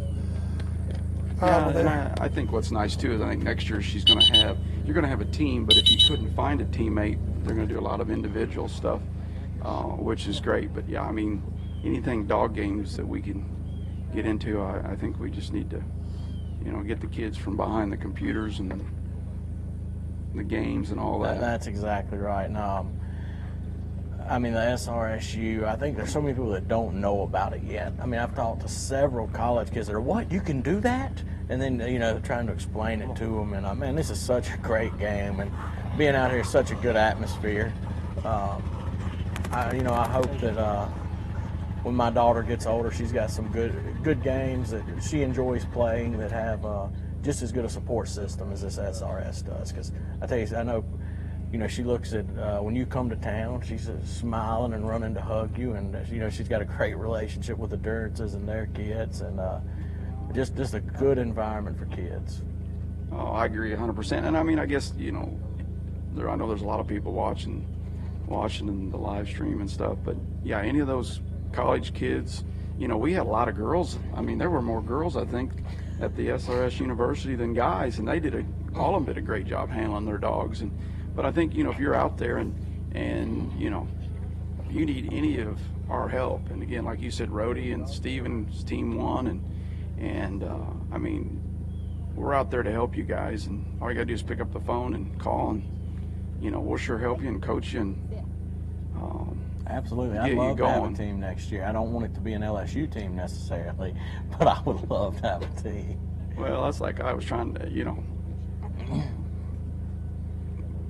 put a team together, and I know like Al Arthur was trying to put a team together, and it was just it's tough to get them, but it's a good time of year, having it in the middle of the country, Pepper's Pond, and that club is a tremendous club, and they sure support all their youth, and they definitely supported it for those 3 days I guess we were there. It's something else to note. Pepper's Pond event this year, the pro division, 5 of the dogs that were in the top 6 there are in the semifinals here today. That's probably, like I say, it's such a great club, and they've done it for so long. I mean, that's one that fills up quick. Well, I think it was 80 or 85, Larry said, and he said that's just about the limit. And like I say, that club, them guys are workers now, and those guys take care of those grounds. Of course, I wish we had something like that in Missouri that we'd have access to it. But no, it's a great venue, and like I say, but no, I think everybody likes coming to the SRS and running, because you see a lot of guys you don't see much until you get to the Crown. And I think that you and I may have found some more winter training grounds this week. Oh, I tell you what, Mr. Jordan's places, I mean, I drove by it when I'd go to your place at the Leo's Water Park, and I'm going, that is absolutely gorgeous. And you take this series here, there's no way in the world I could duplicate this at home. No. None. And it's a safe place to train, and that's the big thing. So yeah, this is definitely beautiful grounds, and I think that we've seen that in the dogs. I mean, there's no way to duplicate this. This isn't something that if you saw it yesterday, you could go train on and get ready for the day. No, and and we love, of course, going to Huntsville. It's just, but you here in Natchez, I mean, I think they want it back for next year, and you've got access to tremendous grounds, and us wintering down here, and you just see something, you see something completely different that you won't see at Huntsville. And like I say, at Huntsville, the Jones Farm is, a special place. Oh, it's beautiful. I mean, it's just breathtaking to be in the city limits, and then you call it, I guess, Coe's Park, we call it the swamp, but, there's only so many pictures judges and dogs can see, and like I say, this is a beautiful, beautiful place here. And man, Huntsville, that is a hospitable town. Oh my gosh, yeah. Man, they treat you so good when you go there. That's what's special. Huntsville and Natchez are probably my 2 favorite cities. Yeah, I would agree with that. Obviously, I'm from here, so I'm biased, but man, I'm gonna tell you, when I went to Huntsville, I had a blast. And I feel like one thing about Natchez, it's different than anywhere else on the planet. There are things here in Natchez that you just can't describe. obviously you've got the Southern hospitality, but there's so much old architecture and from different eras and different points in history that Good. Here. and then just the nature of the town is so diverse to be a Southern town. Sit. Yeah, we went to Biscuits and Blues. That's We right. we ate there last night, and the music's playing and the jazz, and you know there were people on the streets playing. I mean, it was you're right. We love the city, and I'd say we're coming back next year for a winter trip. But we fell in love with it when you had the SRS at Mr. Jack's place. So, what about last night when you ate at Biscuits and Blues? And Mr. Peter Trosclair, the owner, did he come out and visit with you? I don't think Peter was there last night. I didn't see him, and it's funny. Peter was raised and in Missouri. He'd always go up to see his grandma. And when we were eating there in the spring, he says, well, I was raised in a little bitty town, and Steph and him knew the same people, you know, and ate in her restaurant, and it was funny, you know, to hear that. Funny. It's a small world, isn't it? Oh, it's crazy. 750 miles from home, and you know, he was talking about going to Missouri to see his grandma. Man, that man cooks a good steak and a mean pot of gumbo. Yeah, I tell you what, that crawfish on the side, I could eat that by itself. But it looks like Holly right here. I mean, getting back to commentating, did a good job on the left-hand bird, and then had a little trouble on this bird.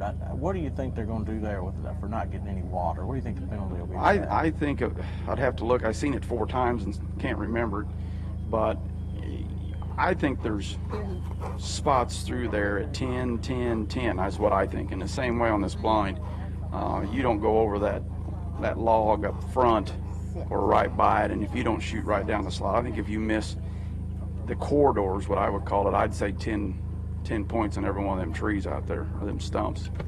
Yeah, I agree. I've got some scores here I'm going to call out. They had Luke and Bang with a 40, Cash and Charlie a 54, Goose a 65, and Fire a 44. Now Fire's score, I think I let J. Paul talk me into giving him the area when he asked me to estimate, and really you look at it, that's the exact difference. They didn't give him the area on that right hand, didn't feel like he established a hunt on the right hand bird. Yeah, and I tell you what I'm seeing from them scores too. I thought they were a little high. I mean, Stevens' run, there was no doubt. I mean, you could score that one easily, but yeah, I think they've got a very, very, very tight area. And I think that's what got me with one of my dogs is he picked it up clean, but I think he was in and out of the area. And I should have put a whistle on him quicker on the left-hand mark. But yeah, I think they've got a pretty area to fall, and I think if you get on the bank on that right-hand mark, I think they're getting you there too.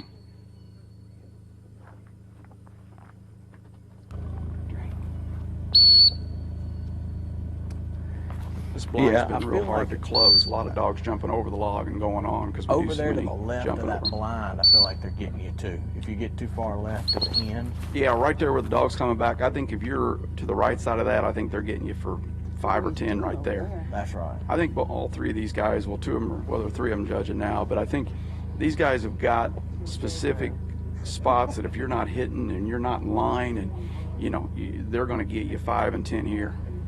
I'm looking at my phone, and congratulations, Barry Lyons, on killing a limited teal.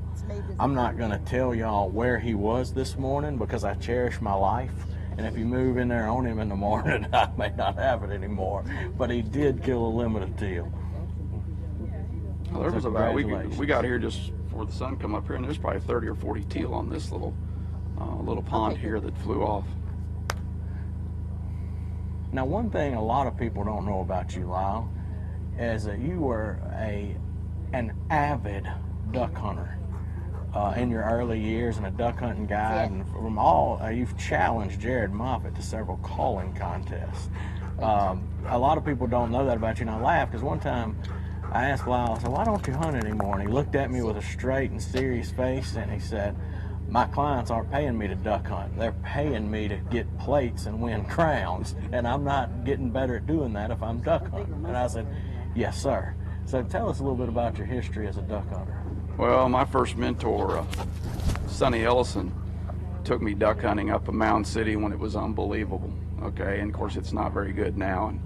And hunted on the old Walker place that ended up John Cheesy who owned all the dealerships in Kansas City and Iowa, and I went with John quite a bit, and just enjoyed seeing a lot of the ducks. But no, I went up there, and then Mr. Cheesy and several of them guys go, hey, would you take so and so hunting and guide for me? And that started the ball rolling there. And then that first winter, when I wasn't a very good duck caller, I had to compete against 4 and 5 world champions in the same area. I figured out this isn't going to work very good, so I practiced all year and blew duck calls. I still probably got one of the original rich and tone duck calls that Butch had made, and someone seen it the other day on my mantle. And so I practiced all year, and the next opening day of duck season, it was funny. I hit a hail call, and of course everybody goes to breakfast after that, and they come up and they go, "Been practicing a little bit, haven't you, boy?"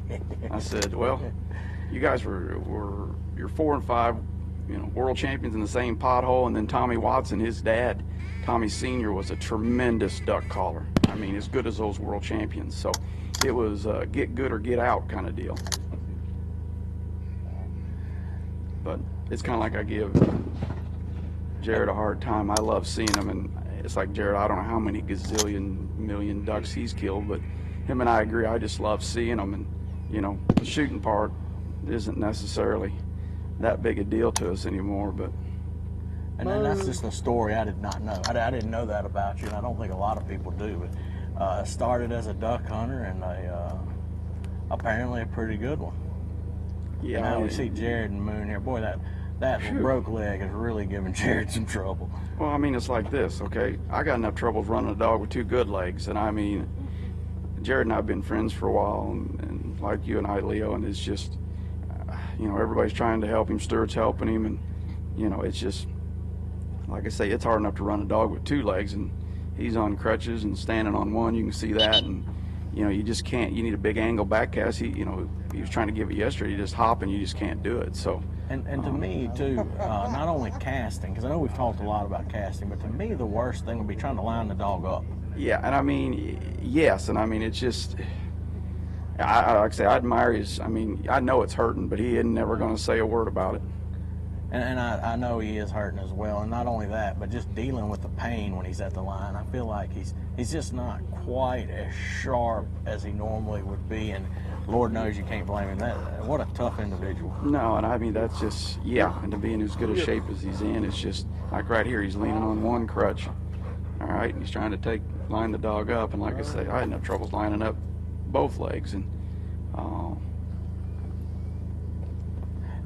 he's wanting to turn his body, but he just can't risk falling. Well, and you're putting so much weight on that other leg, and and it's just, and up there you're on that rubber mat, and that mat isn't flat, of course. It's got a slope to it, and I would say more than anything,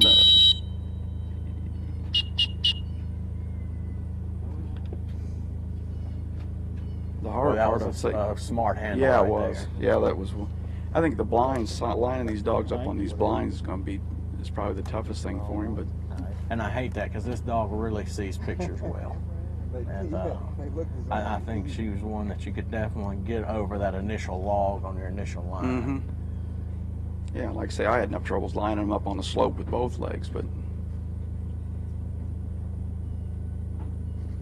I'm not sure where Jared's sitting score-wise if he'll make the top 12, but we've got to do a hunt savvy sooner or later, and that's going to be harder stress. Yeah.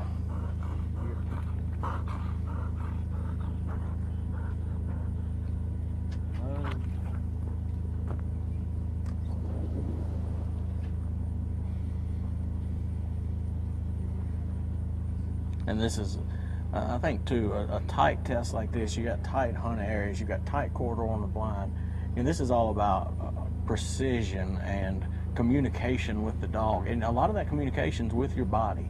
Mm-hmm. And being handicapped in the way that he is, just, boy, she knew where that one was. That's a 0. So he's got a really good job on 2 marks, handle to the area, very quick handle to the area on the other one. So if he can finish his blind, he'll have a pretty decent score. It looked like from the pro scores, average, 40 to 55 is probably an average in there. That's right. You got to think the AM's probably going to be a little higher. A little bit, yeah. But this, like I say, quick handle there. He knew the dog. He watched the pros, hopefully, and you get out of that bank, they're getting you for points, but they're not going to come back. I think I've seen one dog come back down and get that right-hand mark after it'd been out of the water. Yeah, I mean, you try that's a bird, and I know you hate to see it too. When you get somewhere and they've got a bird right on the water's edge, you say, "Oh, man."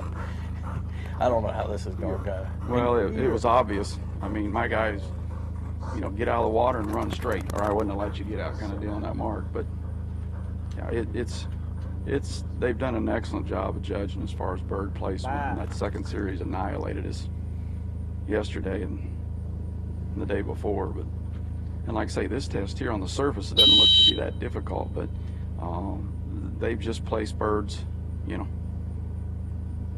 where dogs don't want to go, and that's what you're supposed to do as a judge.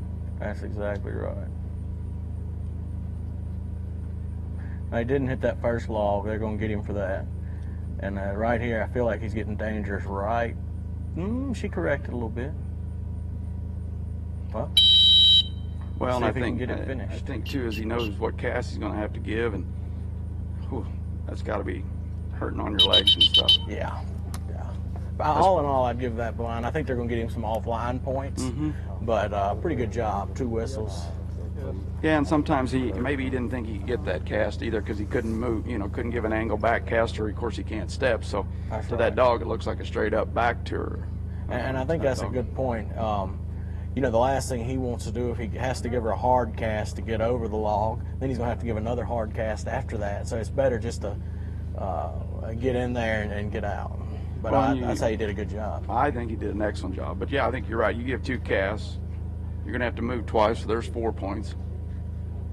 If you get them. If you get them, and I don't know, like I say, I got enough troubles getting them when I step, so I know he can't step.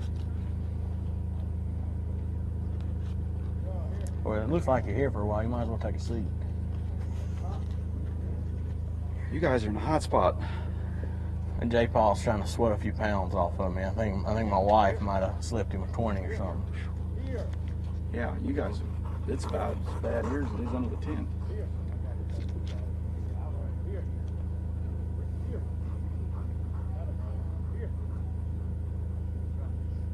Stuart's helping him back up.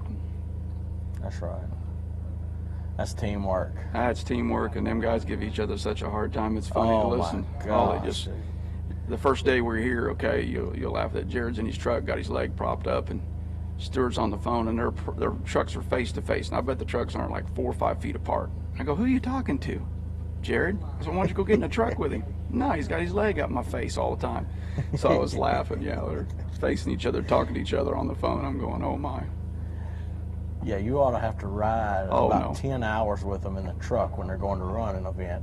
You want to talk about a trash-talking, fun-poking 10 hours. It gets to the point, you want to say, all right, kids.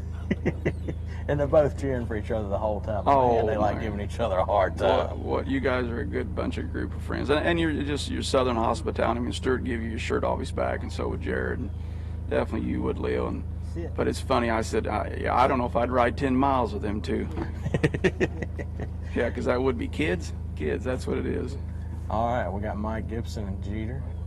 What a special animal this is. I don't know if this is Jeter's last year, but this has been an animal that I've watched ever since he was a young dog. And there was a couple of crowns that he scared me to death going there going, who you got to beat? Yeah, you got to beat Jeter and Mike, And Mike is the ultimate amateur. I mean, works, of course, a full-time job and trains every 5 minutes here and 10 minutes there. And, dog just got off a cruciate surgery and started training July 1st. And I think a little bit of that conditioning showed in that second series. But I mean, the dog's, 10, a little over 10. And I mean, in his younger days, he slowed down a little bit like all of us. But, it's just, he's a fire-breathing dragon. Yeah, absolutely. When I say fire-breathing dragon, I think about him. And I don't know if you've trained any of his puppies, but I've had some pretty nice ones. No, I haven't. I mean, and here's a situation kind of like when we were running General. If we were in Huntsville in a swamp, and that's what got General 2 years ago, that he just couldn't go any farther, but you take that mucky muck and that stuff, and you take like this, the grounds are perfect here, and like I say, them dogs aren't sinking much in that mud, but that's just hard on them joints.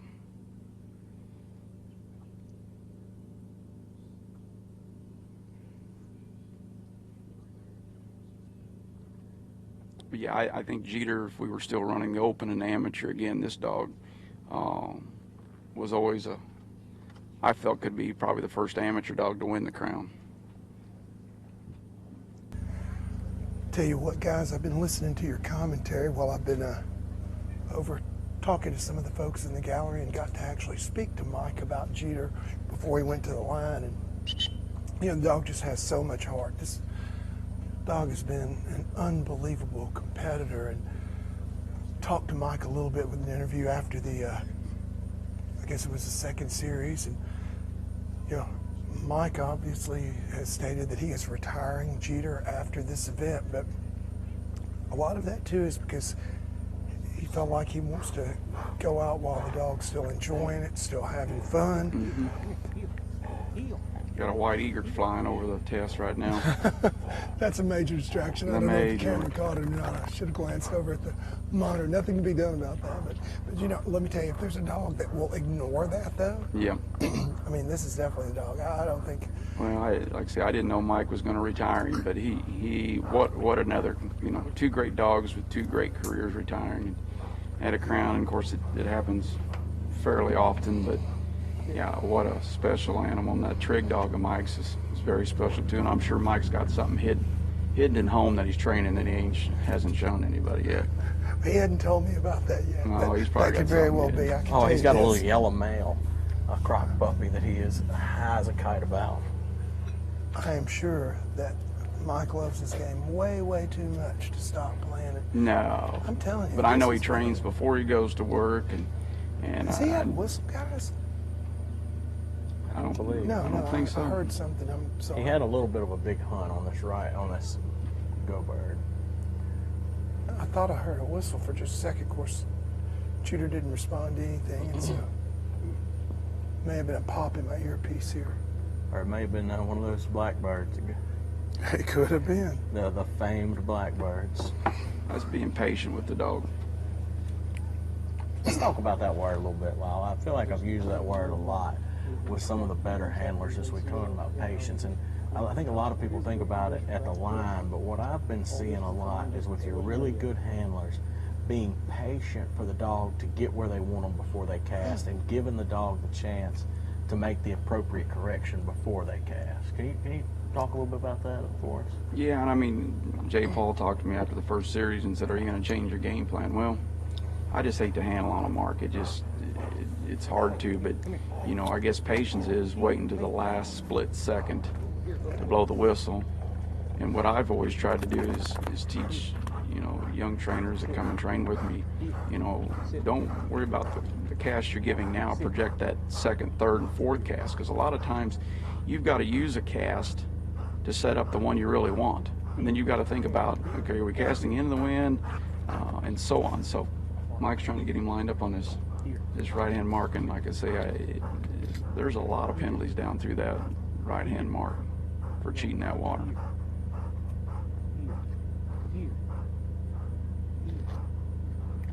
Once again, this is a prime example of patience at the line. He knows how important it is. I feel like if you get right of that stop, well, he's actually running the mark, not the blind, but on the blind, if you get right of that stop, you have to give a drastic left. You're setting yourself up to have to give another cast right after. Well, and you look right here where Jeter is on his right shoulder, okay? If you've got a water cheater, he's going to run down the road to the right, okay? And if you've got a watery dog, he's exactly where Jeter is at. And that's where my problem was. I had probably all four of my dogs right there. But you got to think like a dog. See, Mike put a handle in. That's rough right in there. That's a smart whistle. But, you know, you take, again, a watery dog like that's going to push off that point because we've taught them to stay in the water. And these guys have placed this bird. If you're a land cheater, they're going to get you. If you're a big water dog, they're going to get you. And it's just hard to find that balanced dog that goes straight out by the point. And then you got to go in there and look behind 3 or 4 of those tree stumps in there. That's right. They have to know where that bird is. Once again, just great bird placement. I feel like I've said that a lot this week too. Well, I think you're right. You use tremendous bird placement. I mean, they haven't thrown a mark just to throw one. Every one of them's, you know, when you're handling on the go bird in all 3 series, what's that tell you? Yeah. They pretty well, you know, and it isn't like 1 or 2 or 3, it's a bunch handling on the go bird. Yeah, I've really been amazed at the number of dogs that have handled on the go bird in each of the 3 series that we've had. I mean, but that's a testament to these 3 judges, how these guys really, really know good bird placement. When you've got dogs of this caliber that run at this level and they're handling on go birds in a large percentage of the field, I mean, in the second series, oh, absolutely. I don't know that there was a dog that maybe 1, 2 that picked up the go bird clean. Did you have a dog pick it up? Jordan scored a 20 something in that. She That's was right. she was the only dog that did the field trial setup. Totally clean. Totally clean. And then you come out here and she's run enough hunt tests to know what they are, and she handled on all 3 birds. So go figure that out. We know she can mark because she did it in the second series, but she sure couldn't mark here. And here's going to come up a question right here with Jeter. Okay, we've run this series this morning, and he's probably going to make the top 12. Okay, and you're going to run him this afternoon when you know it's going to be 100 plus heat index. So you got to, and I've been in this situation, you got to figure out what's left in his tank. You know, I know Mike's got him on supplements like we use all our guys, but like I say, that's going to come into a factor when you get in that upper age. No doubt about it. And this, like I say, this is a good pond, but it's still hot water. I mean, it's all pretty well all running water, except that left mark. But yeah, you're and you've got see right here, you're bouncing up and down on that. And another thing you get into like here is we got a bunch of dogs in there in that area twice. So when they start pulling in and out, you got kind of like cows, you've got holes in there. Well, you know, and going back to Jeter, you've also got the fact that he's coming off of a cranial cruciate ligament TPLO surgery earlier this year. Boy, I'll tell you what, this son, it is now the reverse factor of what you saw yesterday afternoon. These dogs right then, you saw Jeter. I mean, Jeter will not give you a cast refusal. I'm sorry, but this dog, he just does not, he doesn't do that. I mean, this is a dog that he is, if he could have seen him at all, he'd have been reacting to it. That dog's got enough experience, and it's kind of like I use a theory, you know, these dogs that Mike eats, sleeps, and drinks with Jeter, and that dog could pick him out of Arrowhead Stadium tomorrow. You know, his body composure, and that's what Jeter's looking for. He's looking for Mike's, you know, style and his body, and looking for him. And a dog like that's not going to give you a cast till he picks you out and finds you. He just knows better. Yeah, no doubt about it. He couldn't see, and I don't know how long this is going to remain a factor. It's probably, you know, the sun's coming up. It's steadily. It's probably only going to be this way for a couple of dogs, but it definitely has become a reverse factor right now. Well, I've never seen a crown with so many different test changes. You know, you take the field trial setup, there was probably 45 minutes in a day and a half that the conditions were right, and, you know, Bob's yeah, but I'll say this, dog. But now, Lyle, I will say this. On that second series, throughout the first day, there was really no time of day in there that you could really see a trend where the scores were getting a whole lot better or a whole lot worse. It was very, very consistent. And then on the second morning, yesterday morning, we commented about halfway through the morning how remarkable it was that even though the conditions were different, the test was still treating the dogs the same. And then we did hit a point yesterday about midway through it when all of a sudden, I don't know what happened, but dog after dog, and you were seeing very, very similar failures there. We had 3 DNFs in a row. I mean, that test had, the complexion of the test really hadn't changed at all, except for one small period in there. And during that time, it did get absolutely brutal. And you know, the other thing here about this grounds and these tests that I've noticed, I'd like your take on it as a handler as well. These guys have thrown 3 very different tests. Would you agree with that? Oh, yeah. I like I say, these are 3 series that, you know, you go, oh, the first one, okay, we can do that. Well, no, we couldn't. You know, the second, well, I think maybe, no, couldn't do it either. And like I say, they've got answers. The thing is, they've got answers on all 3 series, and they're not done giving it to us, I'm sure of that. I No, like but the you're way you right, said Dave. that, not done giving it to us. I'm pretty sure it's not intentional. No, They're yeah. not trying to just say Well, and that. you're right, J. Paul, but you're talking, these are the best SRS dogs in the country. This isn't a weekend test or, at Pepper's Pond, you get every top dog in the country there running at Pepper's Pond. But, yeah, truthfully, I'd have to probably say judges 1, dogs 0. I mean, they've... But Maybe- you got 3 guys who Actually, I'd call it extremely 1 and experienced. 1. I think that first series we had so many dogs. I mean, I know that the low score was indeed a 12. We didn't have anybody do it in single digits, but you had a whole bunch of dogs bunched up there in the 20s. And man, it's funny, Lyle. You and I have been doing this for a long, long time. Of course, I started a little before you did. Mm-hmm. You've continued on, although even though I haven't ran the SRS in 3 or 4 years, but we have about the same amount of tenure. You've of course got probably a lot more experience just from the number of dogs and stuff. But what I've seen, if you can score in the 20s consistently through an event, you're going to win that summer. I agree. I mean, there's no doubt about it. So when you got a whole bunch of dogs bunched up there in the 20s in a test, that's telling me that the handlers and the dogs didn't do a bad job of it. It wasn't a killer, but it's definitely a different story in that second series. It ate them. I mean, you had the low score with a 24. I believe it was a 27. And then there was 3 or 4 40s. 40s. Only 5 dogs scored under 50 and only 2 under 40. So yeah. And it was just 3 marks. Guys, I hate I'm to saying butt it's in here, 1 and 1. but I've got a lot of And guys asking for the I'm amateur. not sure, looking at the scores that I've already seen from this, if it didn't 1 and 1. I've got a lot scores. of guys asking for the amateur running order and scores. Also, guys, you can find it. We're about to give it to you, Leo is, but you can find everything at the events tab on the SuperRetrieverSeries.com website. So if you're wondering where you find scores, where you find running orders, go to SRS.com and click on the events. Although it may not be current right now, it should be on there, but possibly not. So we're going to let Leo give it to us because he's indicating that I don't know what the heck I'm talking about right now, and I'm dead wrong. No, it very well may be there, but I just know I've had 3 or 4 requests. Here's young Dakota Best running right now, one of the university kids. We've got And Cole with a 309. Then Holly with a 233. Jared with a 223. Mike with a 203. Dakota sitting at 194.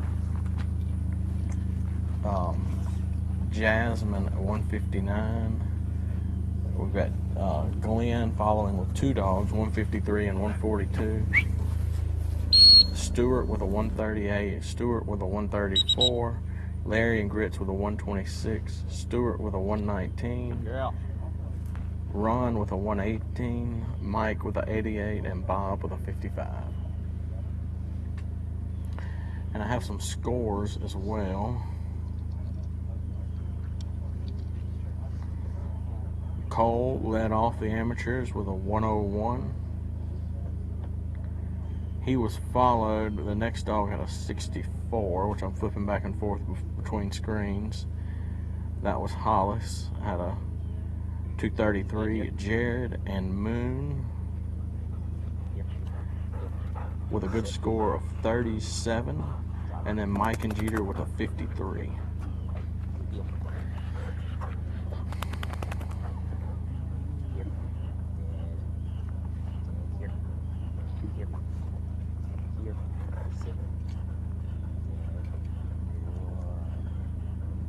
Back.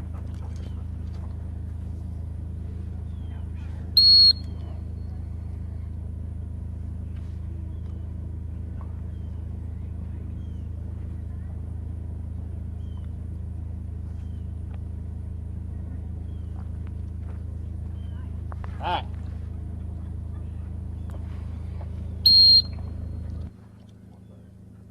Back.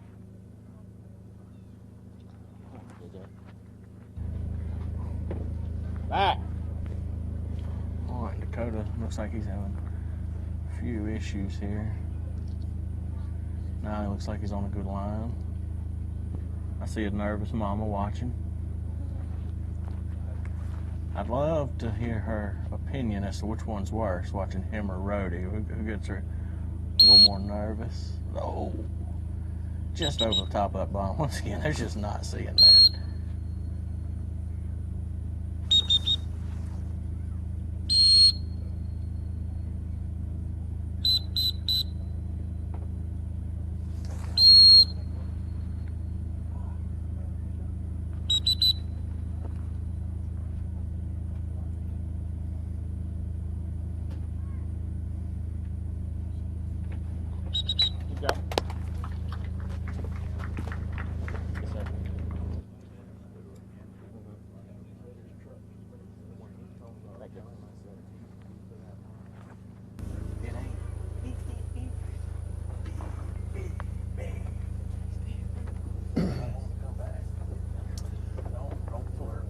Can't believe that Rhodey was not here to watch Dakota. I just stepped back in the gallery to see if I could find him somewhere, and he wasn't around for it.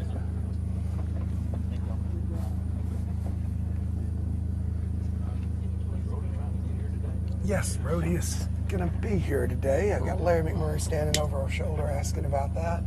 And we're actually going to get a little bit of relief today after 3 really full days going into number 4. You and I holding down the fort. I think Rhodey's going to come and do a little commentating with us. I think he'll have a lot of great insight for you guys. I'm actually looking forward, not to the relief whatsoever, because Leo, he'll take over and let me do whatever, but just to hear different insight.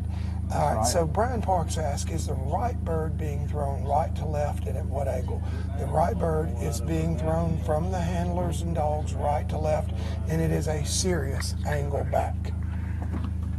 That's a serious angle back, and I think, too, that middle bird has got more in English on it than we realized, too. Yeah, I think you're right, and we've got a couple of our camera guys coming over here. We're fixing to step over and present Luke and Indy, the Team of the Year, with their $3,000 checks. So, Leo, I'm going to leave it to you to commentate here and walk over with them, and we're going to get some photos. We'll try to share those with you on social media here in just a little bit, guys, too, as well. So, excuse me as I step away and turn it over to Leo for a moment. All right, and here we've got...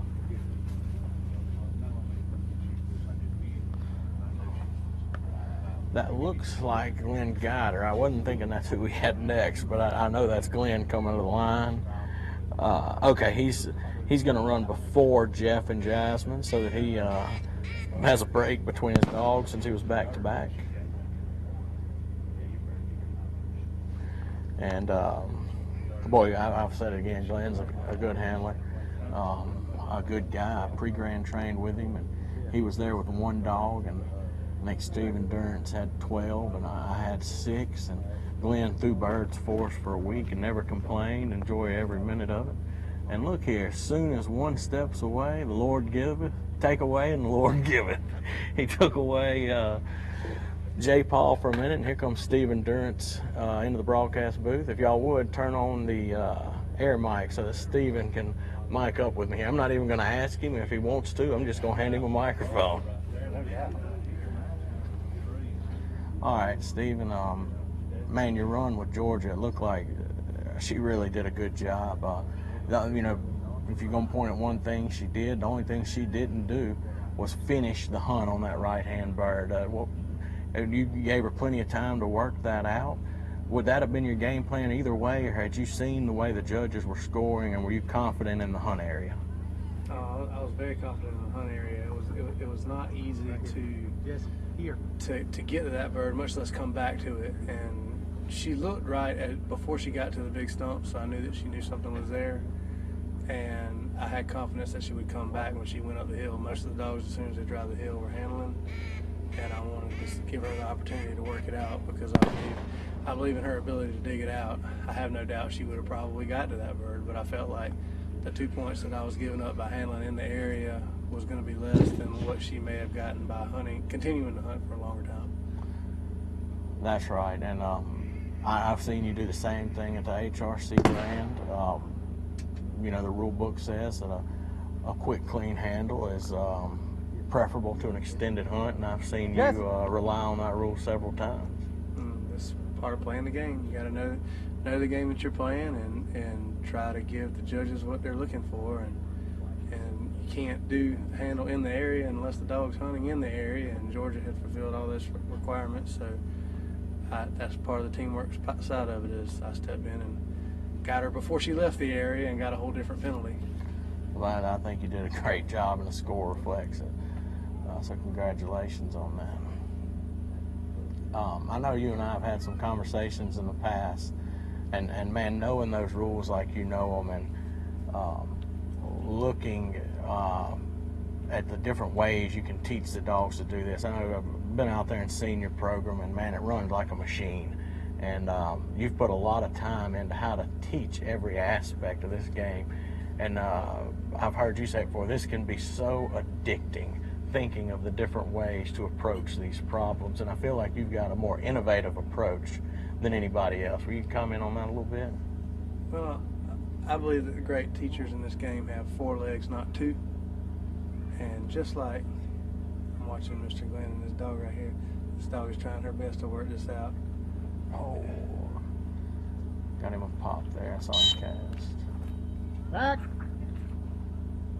You gotta know where the bird is yourself. Come on, baby girl. It almost looked like she got to the edge of the cleared circle and didn't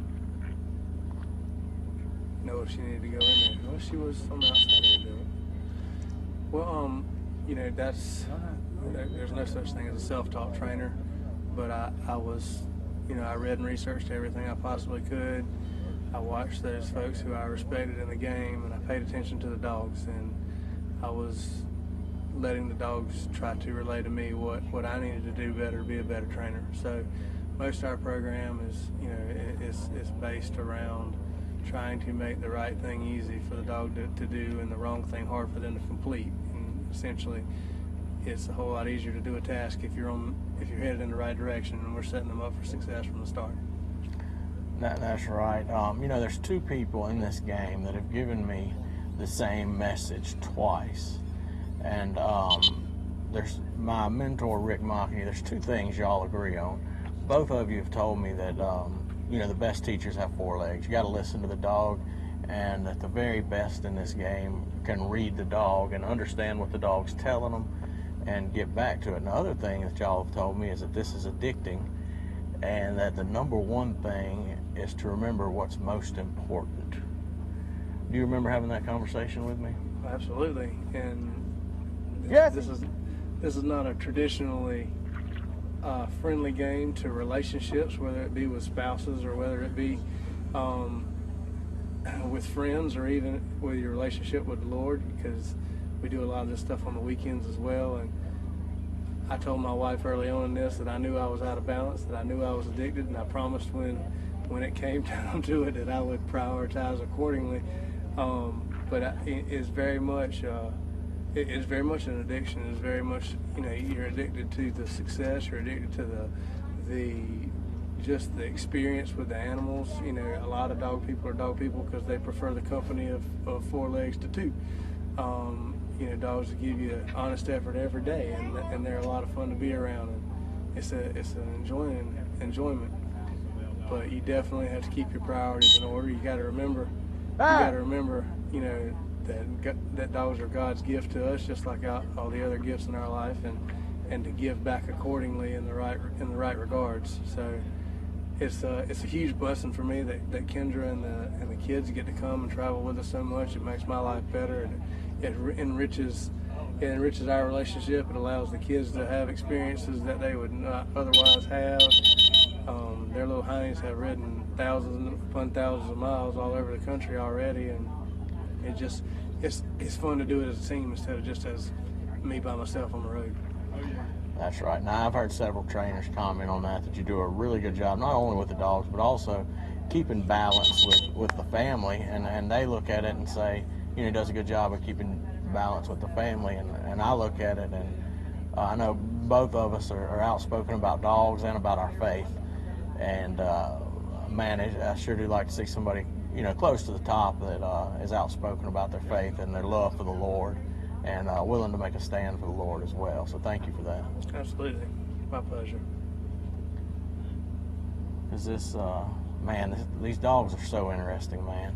And the game is so interesting. It's so technical. And it can definitely be addicting and definitely make you think that if you're not doing it for the glory of God, why are you doing it at all? Absolutely. It's so neat to watch. Glenn doesn't run this sport a bunch, but when he does, he's usually pretty successful. And I always enjoy watching his dogs run because they have such a good relationship together. They having a little bit of a struggle on this because this look is so unique in that it's very much I can never say that I've run through a stump pond that looks just like this. I've run through flooded timber, and I've run through all kind of mazes when it comes to water obstacles. But these root balls out here, they look unique. They're very different, and you can tell that the dog is kind of. She agrees. She's saying this is a little bit of a different look than I've ever seen before, and it's throwing her for a loop. And I felt like that was going to be one of the biggest challenges with this test, was that just the sheer fact that it looks so strange. I mean, we even saw a test dog yesterday, kind of looked like a boogeyman was behind one of the stumps, and I'm surprised, to be honest with you, we hadn't seen more of that because this is just such an unnatural thing.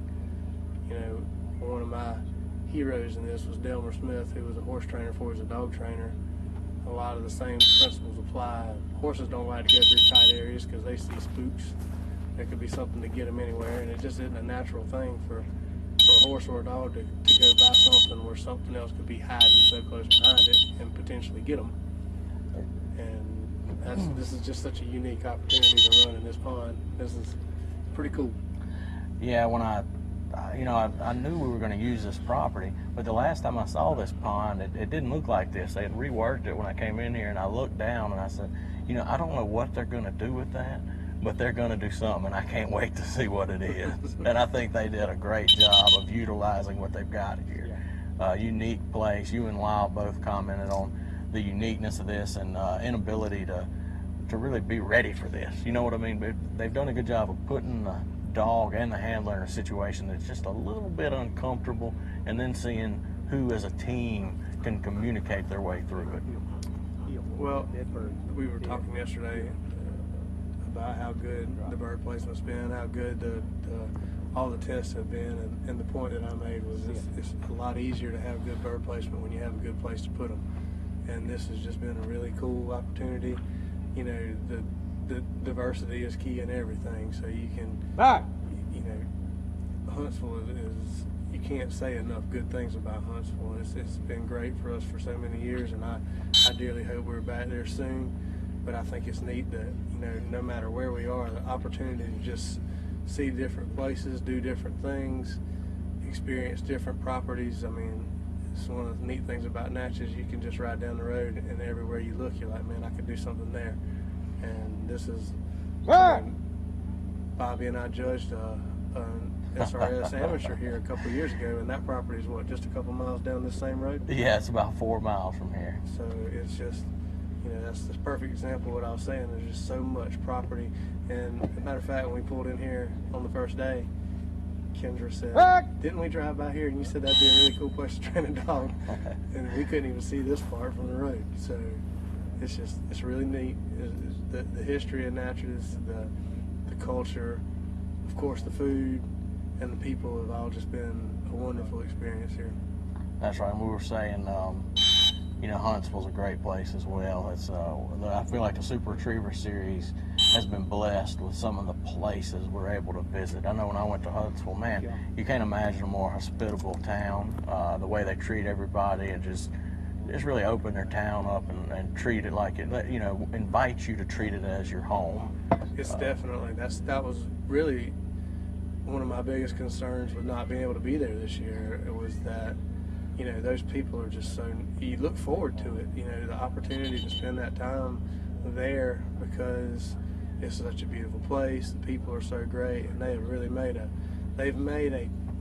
really big, career's not the word for it, but enterprise into welcoming folks like us from out of town to the city and making us feel like we're we're there and we're part of it. So it's always going to have a special place in my heart, and it's just a testament to the embarrassment of wealth that we have as far as properties go, that we could go from such an incredible, unique, one-of-a-kind place to another place that's just as incredible and unique in its own right.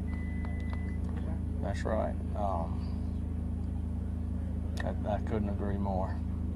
It looks like next up we're going to have Stuart Williams and Blue. Stuart's got 3 dogs in this, I guess you'd call it a quarterfinal.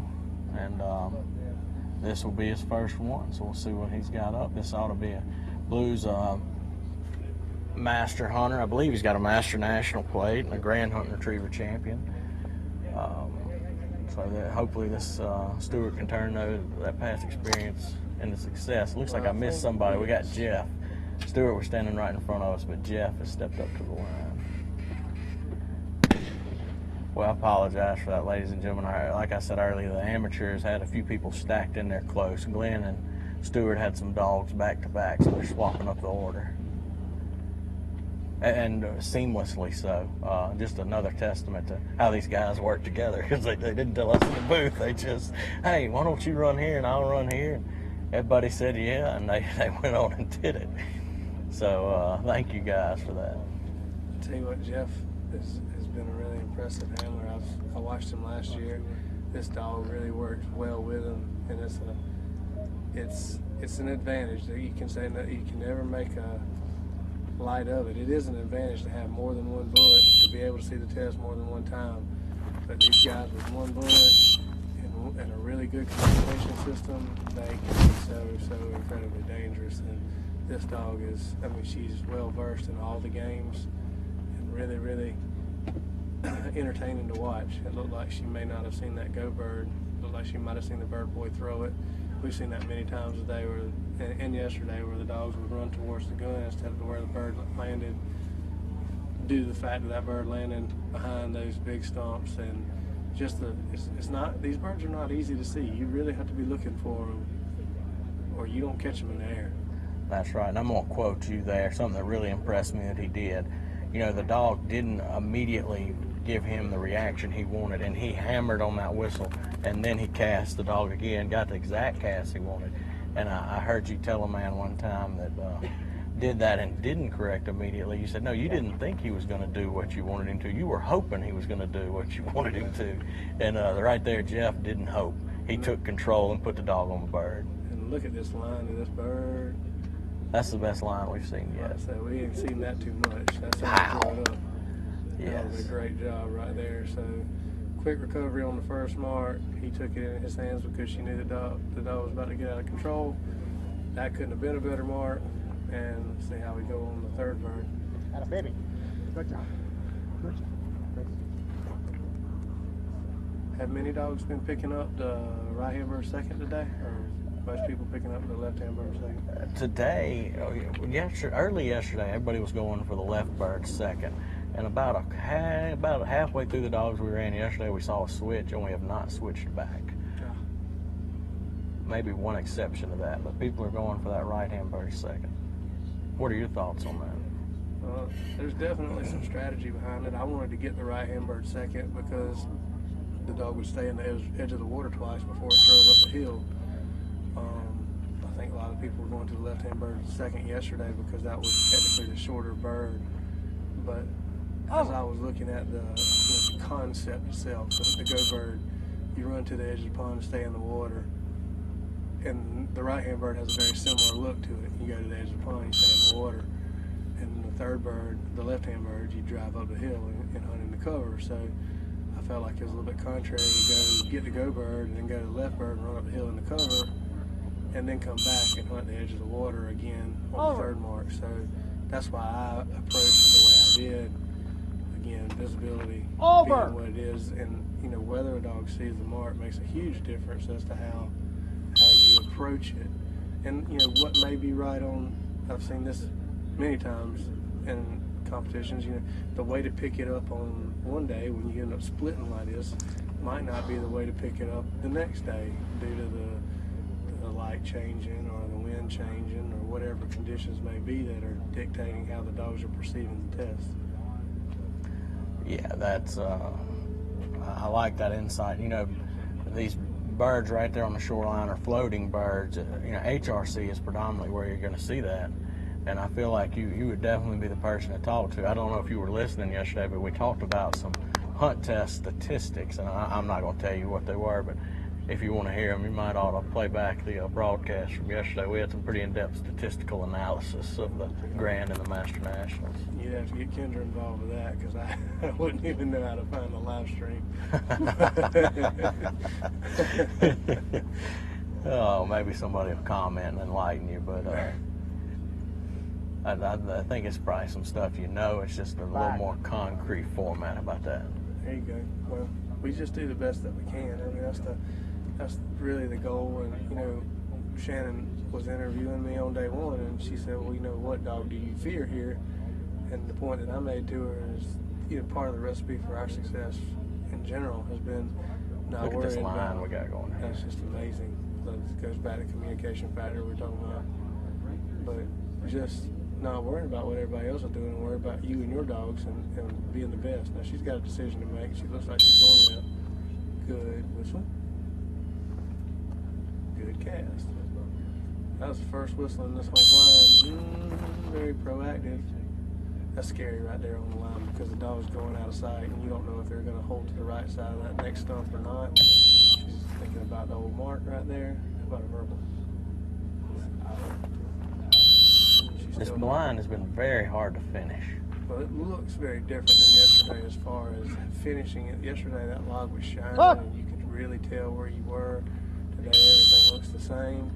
And as you're seeing, the handlers are struggling to see, just going, am I deep or am I, you know, what's going on right there? So it just, the different sunlight conditions can really dictate how well you can tell where you are in relation to the end of the line. I noticed too, on a lot of dogs are getting lost behind that log. They get deep with the bird and the handler blows the whistle, and instead of being authoritative, they kind of give a beep, beep, beep, like, you know where the bird is, come get it, and the dog peels out and goes back. And I assume you've seen that too, because when you blew that whistle at Georgia, you definitely meant business. Yeah, so much I spit the whistle out of my mouth when I was trying to stop her.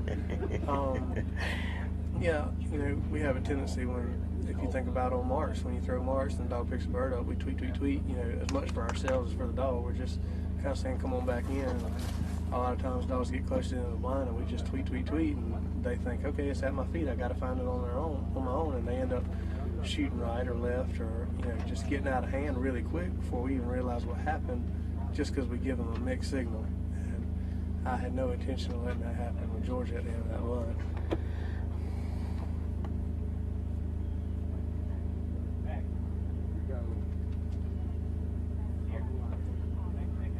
Now we can get to Stewart and Blue and all their many, many accomplishments. Well, uniquely enough, they don't have many accomplishments together, but they both do have plenty of accomplishments.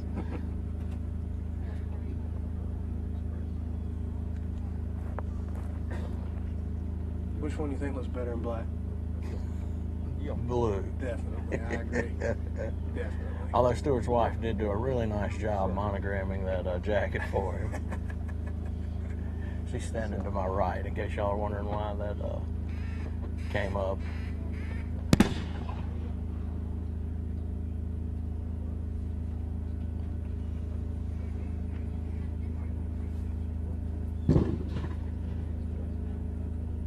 Can't see Blue's head right there. I was hoping to see if he saw that bird.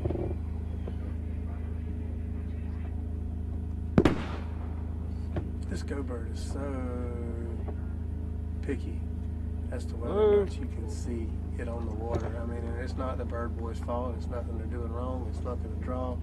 Some of the dogs can see it on the water from the time they leave the line. Some of the dogs just behind the stump, and you can see them start investigating. That one I can't exactly tell if it was visible all the way or not. Yeah, and it's a really hard bird to get to. I mean, there's a lot of stuff between, and a lot of decisions to be made between the line and that bird. And you can watch Blue's head right here. He's looking like, hey, look at all this stuff. It's almost like a lady walking through the store. checking out all the racks. He's saying, where is this thing? Watch him when he goes by that stuff on the right. He's going to look over there like, hey, what's over there? You know, you take a young dog to a hayfield the first time, fresh bale, big old hay bales out there, and that look they've got on their face. And that's kind of what I feel like we're seeing here. It's a whole nother level of that. I don't disagree at all. He's definitely online. And all he's got to do is push this extra 20 yards, and he's got what he needs. Keep pushing, puppy.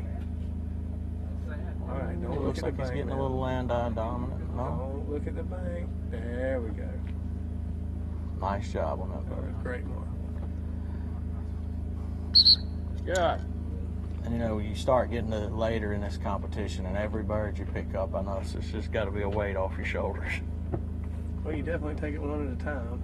And, you know, like the test we ran yesterday, I said it's pretty terrible when you're hoping to get one bird clean out of 3. But, you know, all these tests have been that way. You just essentially try to take one bird at a time, and as many as you can get without handling, you're going to be in a better spot. But then again, that's one of the things that's unique to the SRS is the dog gets close and is hunting. You know, sometimes that quick handle will save you points if you have a dog that doesn't like to stay and dig in really tight close to a bird. You know, there's always the discussion about, you know, using plastic over real birds, and you know, real birds do make concepts more difficult in some regard. But I tell you what, when you watch these marks, especially these super long marks, those dogs get out there and go right to the bird. They didn't get the kind of help that you would get if you got real bird and a huge scent pocket out there. They really have to root that stuff out on their own, especially when you put these birds in high cover like we had in the first series, or this left-hand mark we've got here. Yeah. Stewart's going to go for the right hand. Yeah, that's exactly right. I mean, the wind does not give these birds away. Not the same. And then it's funny when you get used to running on plastic, and you go to a hunt test, and you know those first few dogs that run, you're thinking, oh, they're never going to find that, and then they wind it and hammer it. You're like, oh, okay, different game. And all retrieving games are good. I can't say that enough. You know, anything to do with dogs I encourage people to take part in. You know, they're all different. They all have their advantages and disadvantages, but the more dog games that everybody's playing, the better off we are as a whole. That's right. And look, Stuart's mommy's even come to watch. There you go.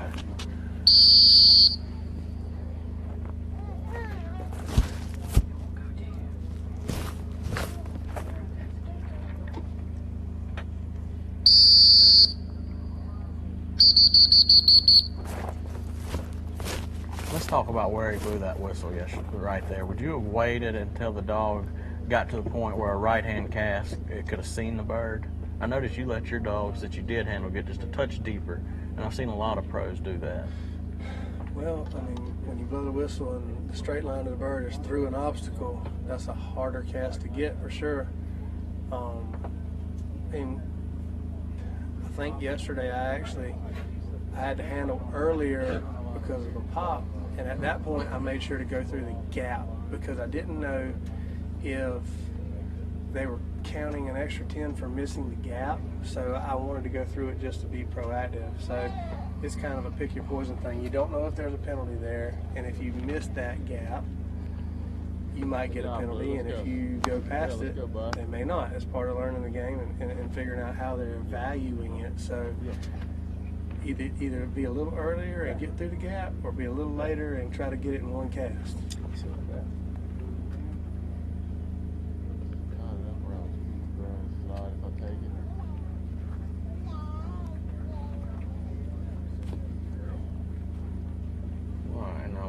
Left-hand bird. This left-hand bird, I felt like yesterday the order to pick them up in was a lot more clear, because if you lined up right, the wind should have given you the left-hand bird yesterday for the most part.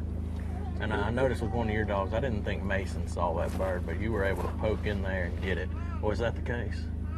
It was definitely very difficult to see that mark yesterday, exceedingly difficult, but the wind was more friendly.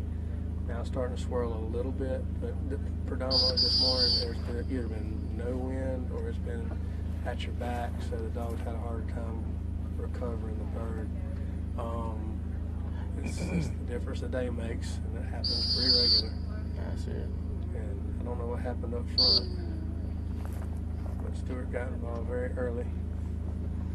A lot of these series, you know, it's not really if you mess up, it's win, and it's damage control at that point. You know how you can make your bad less bad than somebody else's to carry these scores over. So it's that's why you see a lot of these handlers get active early on. They know that maybe what they're running may not be their strong suit, or maybe the dog missed the marks or whatever, and they get involved earlier to try to mitigate the damage as much as possible.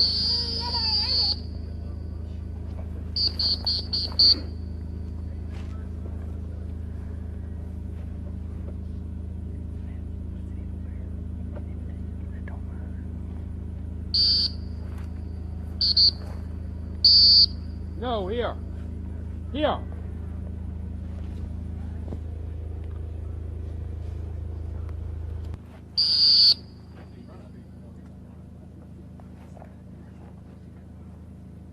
No, here. Come here.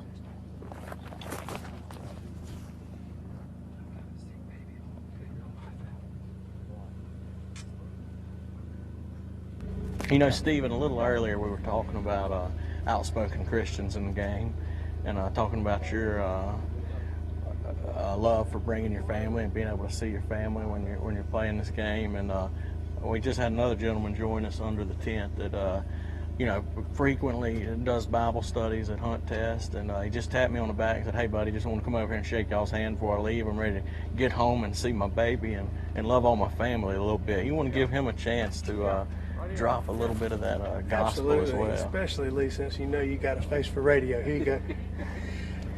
Yeah, thank you. I appreciate that. I do have a face for radio, but no, we had a good time here. Unfortunately, we did not. We missed the cut by a point or two, but had a lot of fun. Had a good showing.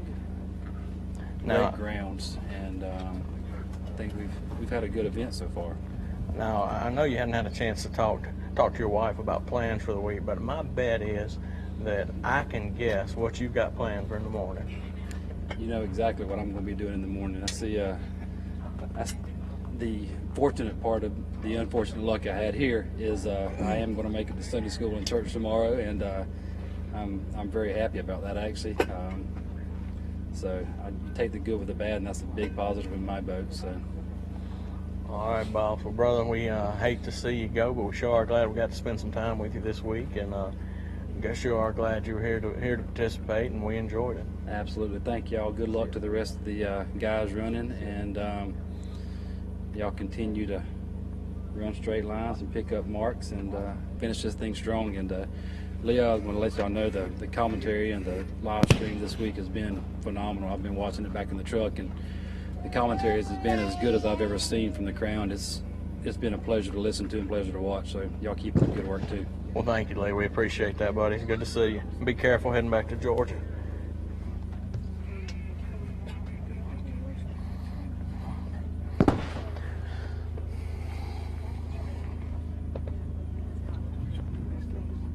Maggie.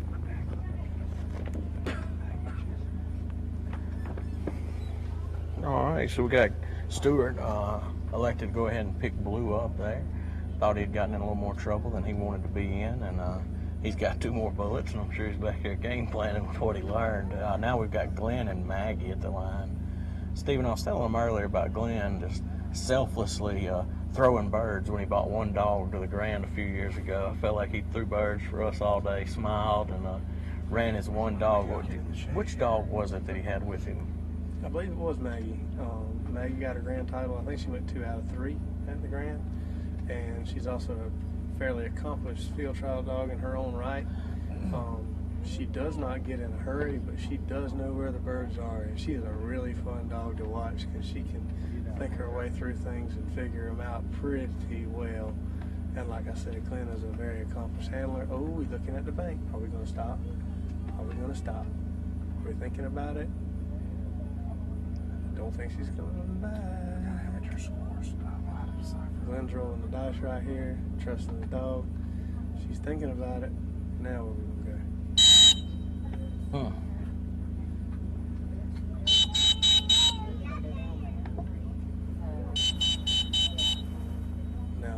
saw her on that very first cast. She took more of it over than in, and she saw him cast over before she heard the tweet in. She was trying to do the right thing right there. She just got a little bit of a mixed signal. Now this will be a much easier cast to get because it's straight in. And then I think that was a planned cast. You know what I mean? He knew it was going to take 2 casts to get out of there, at least, so he got where he wanted to be to give the cast he wanted to give to have success. Would you agree with that? Sure. I'm not sure why he gave that over there. She needs to keep on coming to the water. And I'll tell you one of the difficulties right here for where he's at. You can't see the bird. And you don't know if it's behind the left-hand stump or the right-hand stump. See, she still hasn't got it. She's just winded it, I think. And we're off. Now, that bird drifted to the right a little bit, I believe. But, I mean, that's part of that difficulty right there. When it lands that little bit off, you don't know which spot it actually is to handle to. That's right. And, you know, to a dog that doesn't run a lot of hunt tests or hunt a lot, this is really confusing because there's a lot of stuff out there that looks like it could be a bird floating on the water. Absolutely. Like I said, she's a little bit more versed than a lot of trial dogs per se because she has come back and run the Grand. And if she's run the Grand, that means she's got her retriever champion title, which means she's familiar with swinging with the gun and seeing birds fall in cover, you know, near the edge of the water. So, like I said, she's an older dog. I think she's probably close to 10. And that's really, to me, when you really see dogs start doing really well in this game because they've had enough time to really get good at doing both sides of the coin, the field trial and the hunt test game, and being able to actually switch hats and play that game accordingly. Yeah, the gray face definitely helps in this game.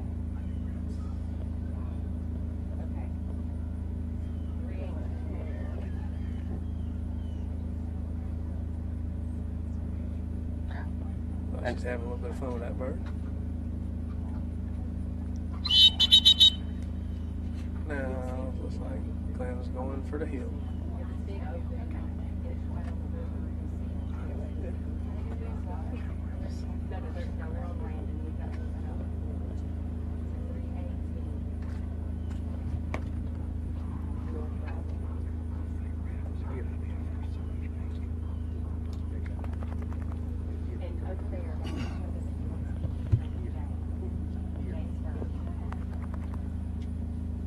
Where are you going, Maggie? Have y'all talked about your top 12 yet? We haven't. I've got a photo of that. All right, we're going to let J. Paul back in here and talk a little bit about the top 12 in the pros. I know I've had a couple of requests for that, but I didn't have the information, and let's hear it, Bob. All right, well, I've got it here, guys. Also, before I start out here, I definitely want to thank both Lyle Steinman and Stephen Durance for stepping in and helping us out here in the tent. Appreciate it. Some great insight from Stephen right there. You know, and I'm telling you, these guys have more experience and more success in this game, Stephen and Lyle, in recent years than anybody. So I hope you were paying close attention to that commentary because there's certainly a lot to learn. But while I was gone, I was taking care of a little bit of housekeeping on a couple of fronts. First of all, we want to thank the city of Natchez Tourism. Gave away a VIP weekend to a lucky winner on their Instagram, and we were talking to the winner just a second ago. We'll tell you more about that in a little while, but I also was able to track down the standings for the pros, if I can find them here. Here we go. So, and I'm going to tell you now, I'm going to warn you, Leo, there are a couple of surprises here, if you ask me. And I'll get to that here in just a second. We know everybody wants to know how the dog at the line is running, but we've had so many requests, we've got to break away from that for just a little bit and talk about the top 12. All right, well, coming in 12th place to make it to the semifinals is Luke Core with Peerless. Now, Peerless in that last series racked up 65 points and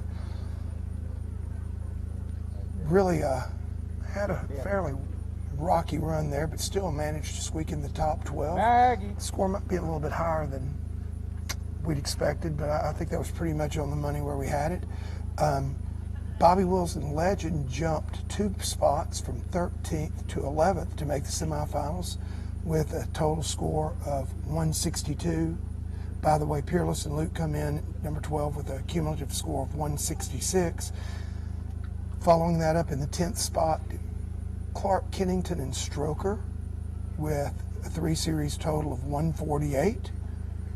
Pete and Lyle Steinman, who had come in 7th, dropped to 9th with a 3-series score of 157. Then Stephen Durrance and Mason with a 155, followed by Clark Kennington and again with Wayne with a 147.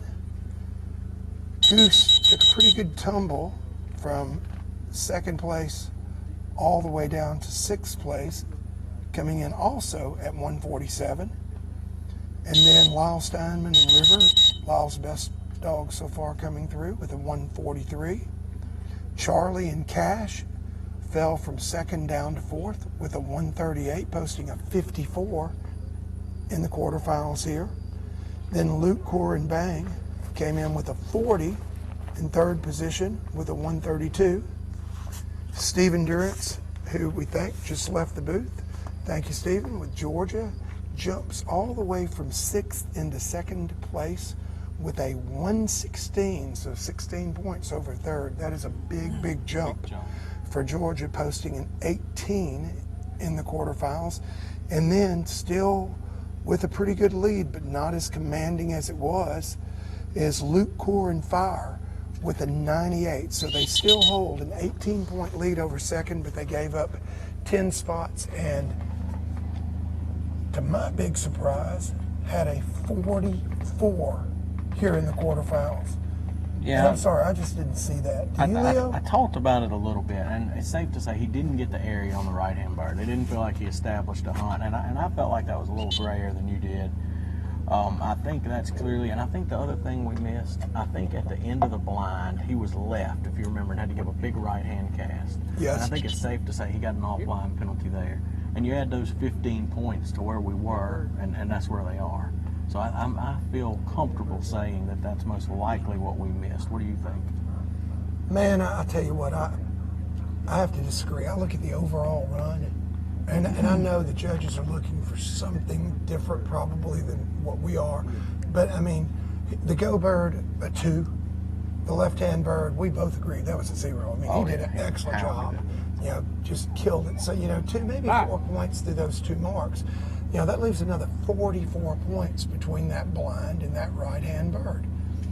Or another 40 points, I'm sorry, between that blind and that right-hand bird. And, you know, I didn't see that. I didn't see 20 points definitely on the blind. And, you know, I'm not sure I saw, you know, more than 14 on the blind, even with the offline. And I don't think I saw 26 points on the right-hand bird. But again, I'll tell you what we did see, though. And I got to give the judges the benefit of the doubt. He was the only dog that we could really get a grip on what his score might be on that right-hand bird that got that dry point. All the other dogs, we had a couple that went way dry. That's right. But they had such bad elements in other parts of the test. Boy, this is a nice blind going here too, isn't it? Yes, it is. They had other elements in the test that, you know, you couldn't really tell. It was hard to judge the score on that right-hand mark because you didn't know how bad it was compared to the other elements on the test.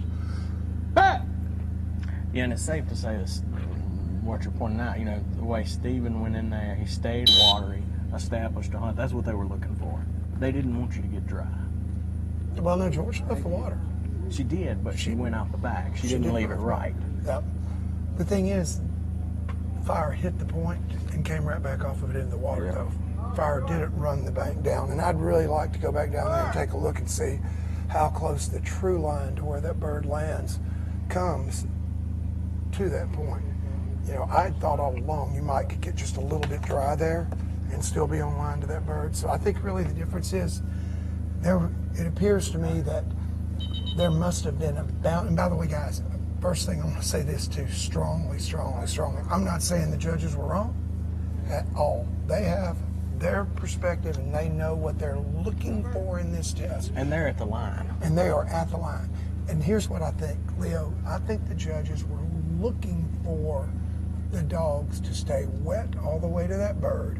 I think that when I get down there and take a really good look in a minute, the true line to that mark is going to be wet all the way, and that they had established that it was, I'm betting it was a full 10-point penalty to touch your toes to that point. And if that's the case, then, you know, I can see 44 points overall on that run. Yeah. And then you add, you know, you did point out that you didn't think that Fire really established a hunt in the area, that he stopped Fire before Fire headed for the highway over there. So there's another 10. I mean, right there you got 20 or 44. It was a much less than perfect blind, up to maybe 14, 16 points. And then you had 2 or 3 whistles. That's yeah, right. I can see that. I've got to surmise from all this that hitting that spit of land dings you for 10 points. And that one thing that someone else pointed out when I was talking about it was there were a couple of people that thought Fire had maybe even a couple of cast refusals between the blind and the mark, maybe one on each, and there's 10 more points. That's right. 5 apiece. So, you know, a lot of really close calls come into play when you're judging this. And if you're not at the line, you can't make those calls correctly. Amen. But the judges are in the position to make those calls, and they make them. And I feel 100% confident that is the appropriate score. I just feel like you and I sitting up here can't see what they're seeing. Oh, no doubt. I'm definitely not second. I just didn't see it, is what I'm saying. The fact that I didn't see it sure as heck doesn't mean that it didn't. That's right. It didn't exist or it wasn't wanted. Now we got Stuart Williams and Casper at the line. Stuart and Casper have had a lot of success in the SRS.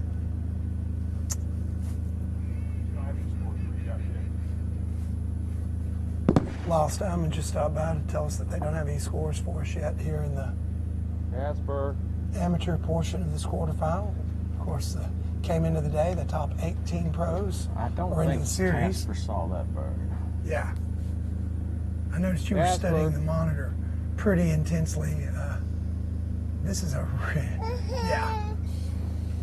I would say that you are more than likely right. But what he has in his favor is, you know, I said yesterday that this course kind of looks like a bumper pool table. That's right. Well, looks like some of the bumpers may be working in Stewart's favor, and may not have kicked him far enough left. I think we're going to see a real fast handle here. Oh, probably. And he zigged when he should have zagged. All right, so let's see what. Now, I found this interesting. I thought Casper did see the right-hand bird and not the go bird, but it appeared that Stewart was trying to get Casper to take the right-hand bird, which, knowing he'd seen it, I'm not sure would have been my decision. Nonetheless, it didn't matter because Casper wasn't having it. And maybe he did see that left-hand bird. What are your thoughts? You train with these guys. What do you think happened there? Since I train with them, I'm on decline to opine. No, I think that I'm not too sure he wasn't trying to send him for the right-hand bird. And then the bumpers got him. That's right, and the bumpers pushed him to the left-hand bird, and he was still thinking right. You see what I'm saying? He didn't make an adjustment. But I definitely think the left-hand bird would have been the one I would have tried to handle too. All right, I do have some scores after all here. And I don't have the running order in front of me. I've called out a few scores. All right, well, I've got several. 3, 4, 5, 6, 7, 8. I've got 9. How many dogs we ran? Where's Casper come into this at? Casper was sitting 1, 2, 3, 4, 5. Well, they all switched order, so it's going to be really hard to tell without having the numbers, because a bunch of them had to switch up. Because of multiple dogs? Right. Gotcha. But there should still be 6 dogs left to run. All right. There should be all right, 5 we're going to try to dogs make heads or tails of this here in just a minute and get back to you guys with some scores. By the way, if you're out there watching, we welcome your comments on the livestream.com/SRS stream. Questions, comments, whatever you'd like to hear us talk about, let us know. Of course, we're going to have to continue to bring you our analysis of these dogs as they run.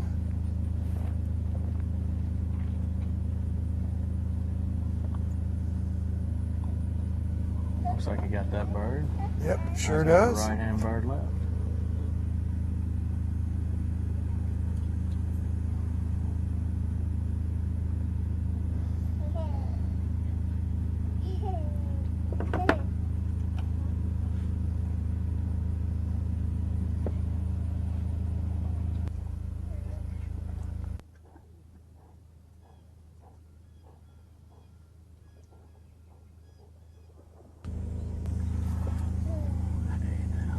Stuart Williams, wife, and mother and child, right here by us in the tent. We're checking out son and father and husband down there at the line. I thought that was Stuart's wife and his 2 daughters standing beside us. And I just want to say that when Stuart Williams rewatches this, I did not provoke that comment. He did not. I really did think that. I did. I thought, wow. I didn't know Stuart had a daughter that old. We did not. Please tell them that we did not. We did not. Okay. I honestly thought that. Casper.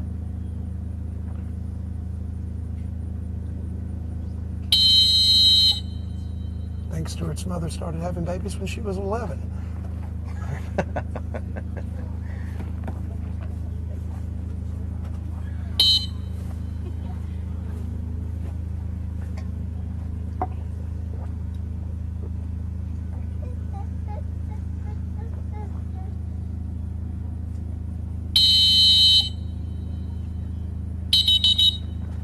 Now this is going to be interesting. It's a pretty clean handle so far if he can finish it, but he did cast him onto the land, so if there is a big penalty there, he's going to receive it. He is. And not only is he going to receive it, it's going to be self-inflicted. Yes. He's definitely got a lot of confidence in Casper because casting off of that point down that shore is not an easy cast. It doesn't look like it here anyway. No, I did take some backbone to do that. Yes, it does. And I know we train in a lot of techno water, and we do a lot of point drills, but I was sitting here going, oh boy. Leo just gave me, I'm proud of you that you thought about that before you said that. It takes a lot of backbone. Yes. You got us a running order now, it looks like. Okay, I've got some scores. They still don't have all the updates, but I know Cole and Sheba are sitting on a total score of 410. Victor and Holly, 297. Jared and Moon, 280. And Mike and Jeter, 256. But I don't think this is right. Unless there's a mistake on the sheet they sent me, I think Jared's score is wrong. My sheet has Jared, I believe that's I don't know what that is. I called it a 37, but it may be a 57.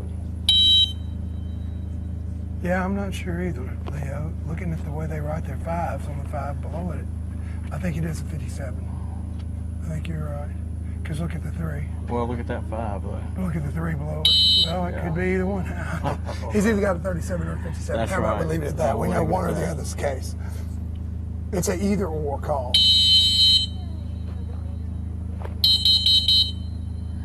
Let me tell you, Casper right here, he's having a little trouble finishing. He is not the easiest dog to finish a blind with.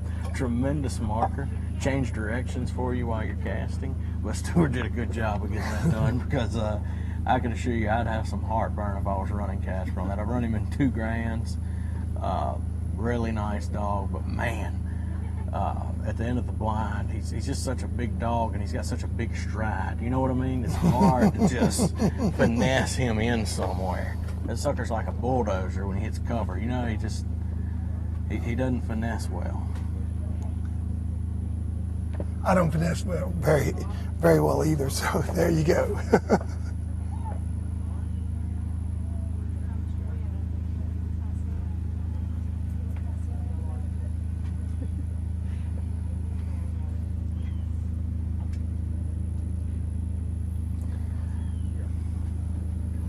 you scared Miss Wilson off with your commentary earlier. She had to move away from She took the baby in. Honestly, when you said his wife was beside us, I really did think that. I didn't realize that was his mother. That's all I'm going to say about that. I'm going to leave it alone. Getting thrown under the bus for that. I don't want her husband to come beat me up or my wife to call me mad. I was just making an observation. Why don't you call him over here and ask him which one's his wife and which one's his mother? I'll wait a little bit before I do that anyway. Yeah, he's got another dog to run. How fast are you, J. Paul? I used to be really, really fast, but not so much anymore. But I will be when I get on that four-wheeler here in just a second. That will definitely make me fast.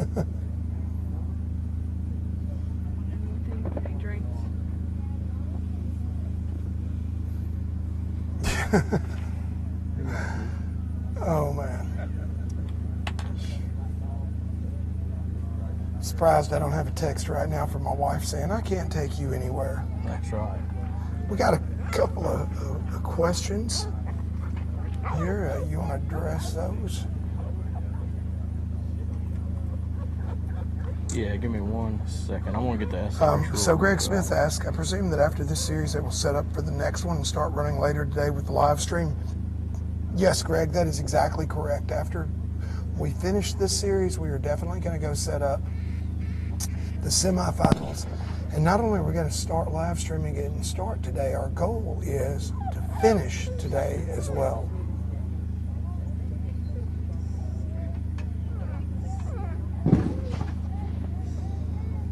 Sorry, y'all. I'm looking for something particular in the rule book. Because I want to make sure I get this right. Well, here, you got the rules right here in the back of the program. Now you've really got me intrigued. I'm trying to figure out exactly what you're looking for in the rule book. I'm sure you're not going to tell us until you find it, in case you're wrong. All right, leaving the area of the fall is a 5-point penalty. I heard somebody say it was 10 earlier, and I was thinking. I said that. You heard me say Did you? that. Yes. All right, I wanted to make sure I was correct because, man, there's so many of these little, different infractions. Well, and they've changed some of them. And they've changed. Well. And, yes, no, that was me. All right, so now then, I wish you hadn't told me that. Because now I'm more confused than ever about a couple things, but I'm going to leave them alone for right now. But it's every time you leave the area. If you're going in and out of the area, you are racking up points. And we got Grits right here at the line with Larry McMurray. You know, Larry's a very accomplished handler, very accomplished dog. He's one of those guys that he's a pro amateur. He's got professional skills, but an amateur classification. He's one heck of a dog trainer, one heck of a dog handler, and one heck of a man as well. So how did we do on that? I heard a couple whistles there. We had a. Yeah. I was looking at the rule book. I'm sorry. Set up a big hunt, and I think Larry was trying to get in the area before he handled. And once again, we're going to get to see whether he did. I'm going to go with, being that it was the go bird, he probably was not in the area. But reasonable minds can clearly disagree. But one of the questions was, I'm trying to see who asked, Brian Parks. And Brian, if you go to SRS.com, you can get the rules and get all of the point deductions. I'll go. The only 10 points are avoidance, controlled break, handle to the area, and unsafe gun handling. And that could come into effect in this test as well. I haven't heard anybody say it, but they can get you on that one. Yes, they can. Although I would be very, very surprised if, well, I can say that, heck, I've had gun safety warnings and hunt tests myself as much as I do that, so I can't say anything in that regard would surprise me. You get down there on the line, you can forget to turn that safety back off or accidentally point that gun in an unsafe direction. Man, Grits really did get that one. You know, that's the thing. Every dog that, Grits, Legacy before her, and Pepper before her have all been really, really good marking dogs. There's something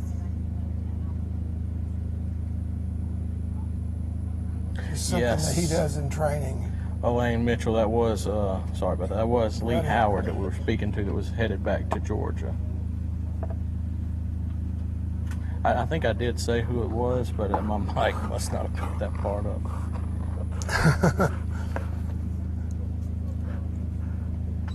Benjamin Hules wants to say, just a thought, SRS for younger kids. Yeah, I think that's a great idea, and I definitely think that's where it's headed.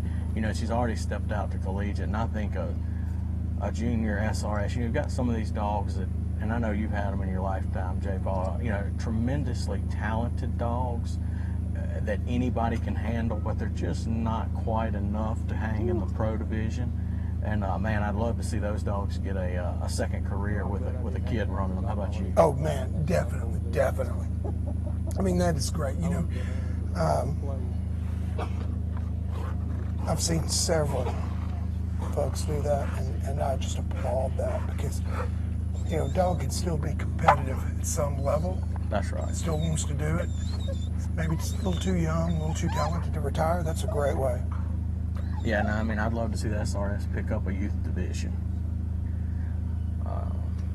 I'll tell you, when I showed horses, I had I showed in the youth division and then later in the amateur division, and I'll tell you, those kids, man, they were good. They've got a lot of free time, and man, if they've got the work ethic and the desire, they can really do a good job. Well, look at Grits making some good decisions here. Took a great initial line. Now she's hooking a little right. Yep, there's Larry with the whistle. Yeah, but man, look at that initial line and how far she carried it. Oh, we got a cast refusal for sure there, and maybe an offline penalty as well. Yeah, I'm thinking. Getting out of that water. That really a good angle there, really good angle. Again, I think that sun is still coming to play. Stop her. Sorry, couldn't help that. I think that sun is still. Oh man. No wind. This is a hard blind to finish. This and really I've said is. it, and I'm gonna say it again. It's just, and you got a great handler and a great dog, and they're just struggling. There we go. Now let's talk about what Larry did right there. Did you see that? When he stopped her that time, he took a little time. Said, "All right, baby girl, we're gonna look. Let's calm down a little bit. Giving her an opportunity to look around, see what was going on. You know, a less experienced handler could have given up another 40 points there easily. Very, very easily. You get frantic. You're trying to finish. You know what I mean? A lot of guys have already spit the whistle out and taken a deep breath when she gets there. But Larry got in a little bit of a bind, and he said, "All right, girl, let's stop. Let's take in what we're doing, and let's finish this." And that's what he did. Good job, Larry McMurray. Larry should have a pretty doggone good score here, too. You know, what Larry just did is what my partner, Bobby, talks about a lot of the time. He calls that technique, and I use it a lot too, he calls it either cooling or sweating, and it depends on the situation. And I think what Larry was doing there was he was just cooling Grits. That's right. He stopped her, let her relax for a second. She hadn't been doing anything terribly bad wrong.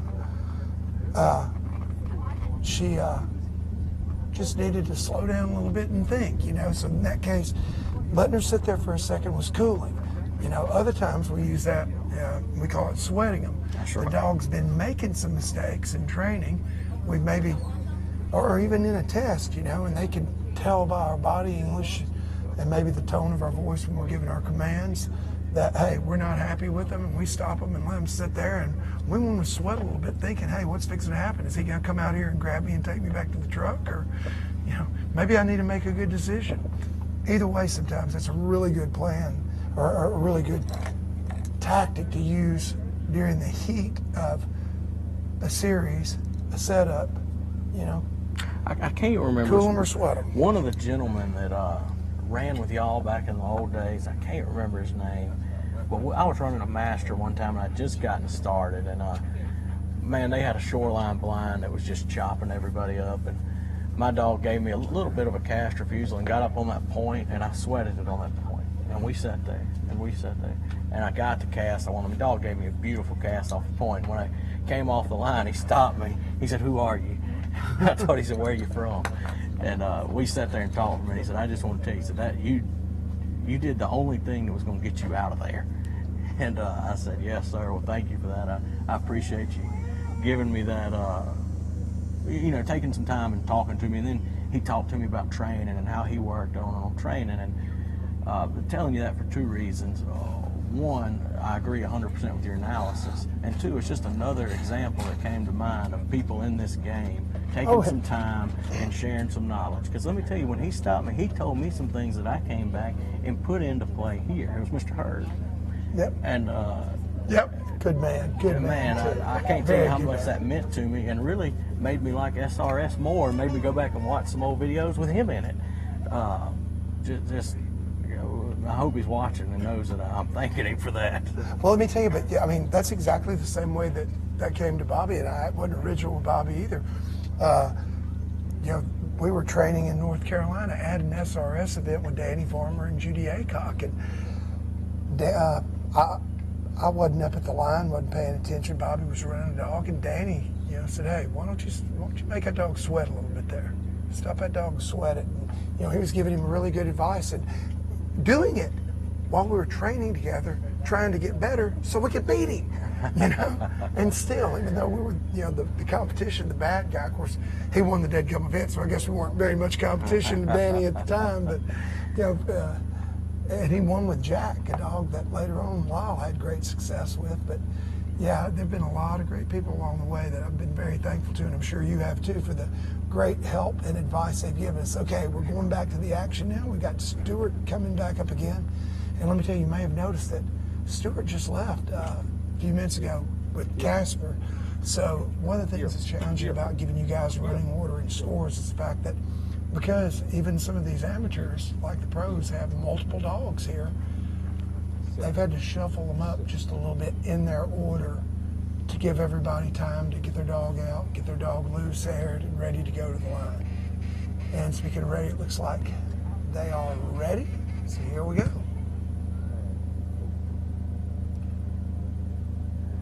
Stormy, I don't know what he's going to do here. He may blow the lid, but out of the dogs in the kennel, if I had to choose somebody to run this with, Stormy would be in the top 2 or 3. So he may go out there and lay an egg, but he's got the potential to really hit this hard. Stormy. Didn't get a lot of a splash there, but did get a very visible bird. I mean, it's shining like a new penny from here out there, so maybe that'll work in his favor. But as you've pointed out a couple times during this, that may not help because there's so many things shining out there. I mean, there's a lot of stuff out there in the water. Looks like Stormy's about to correct and come right in that there, decision he just made right there is a hard decision for a dog to make. And he got his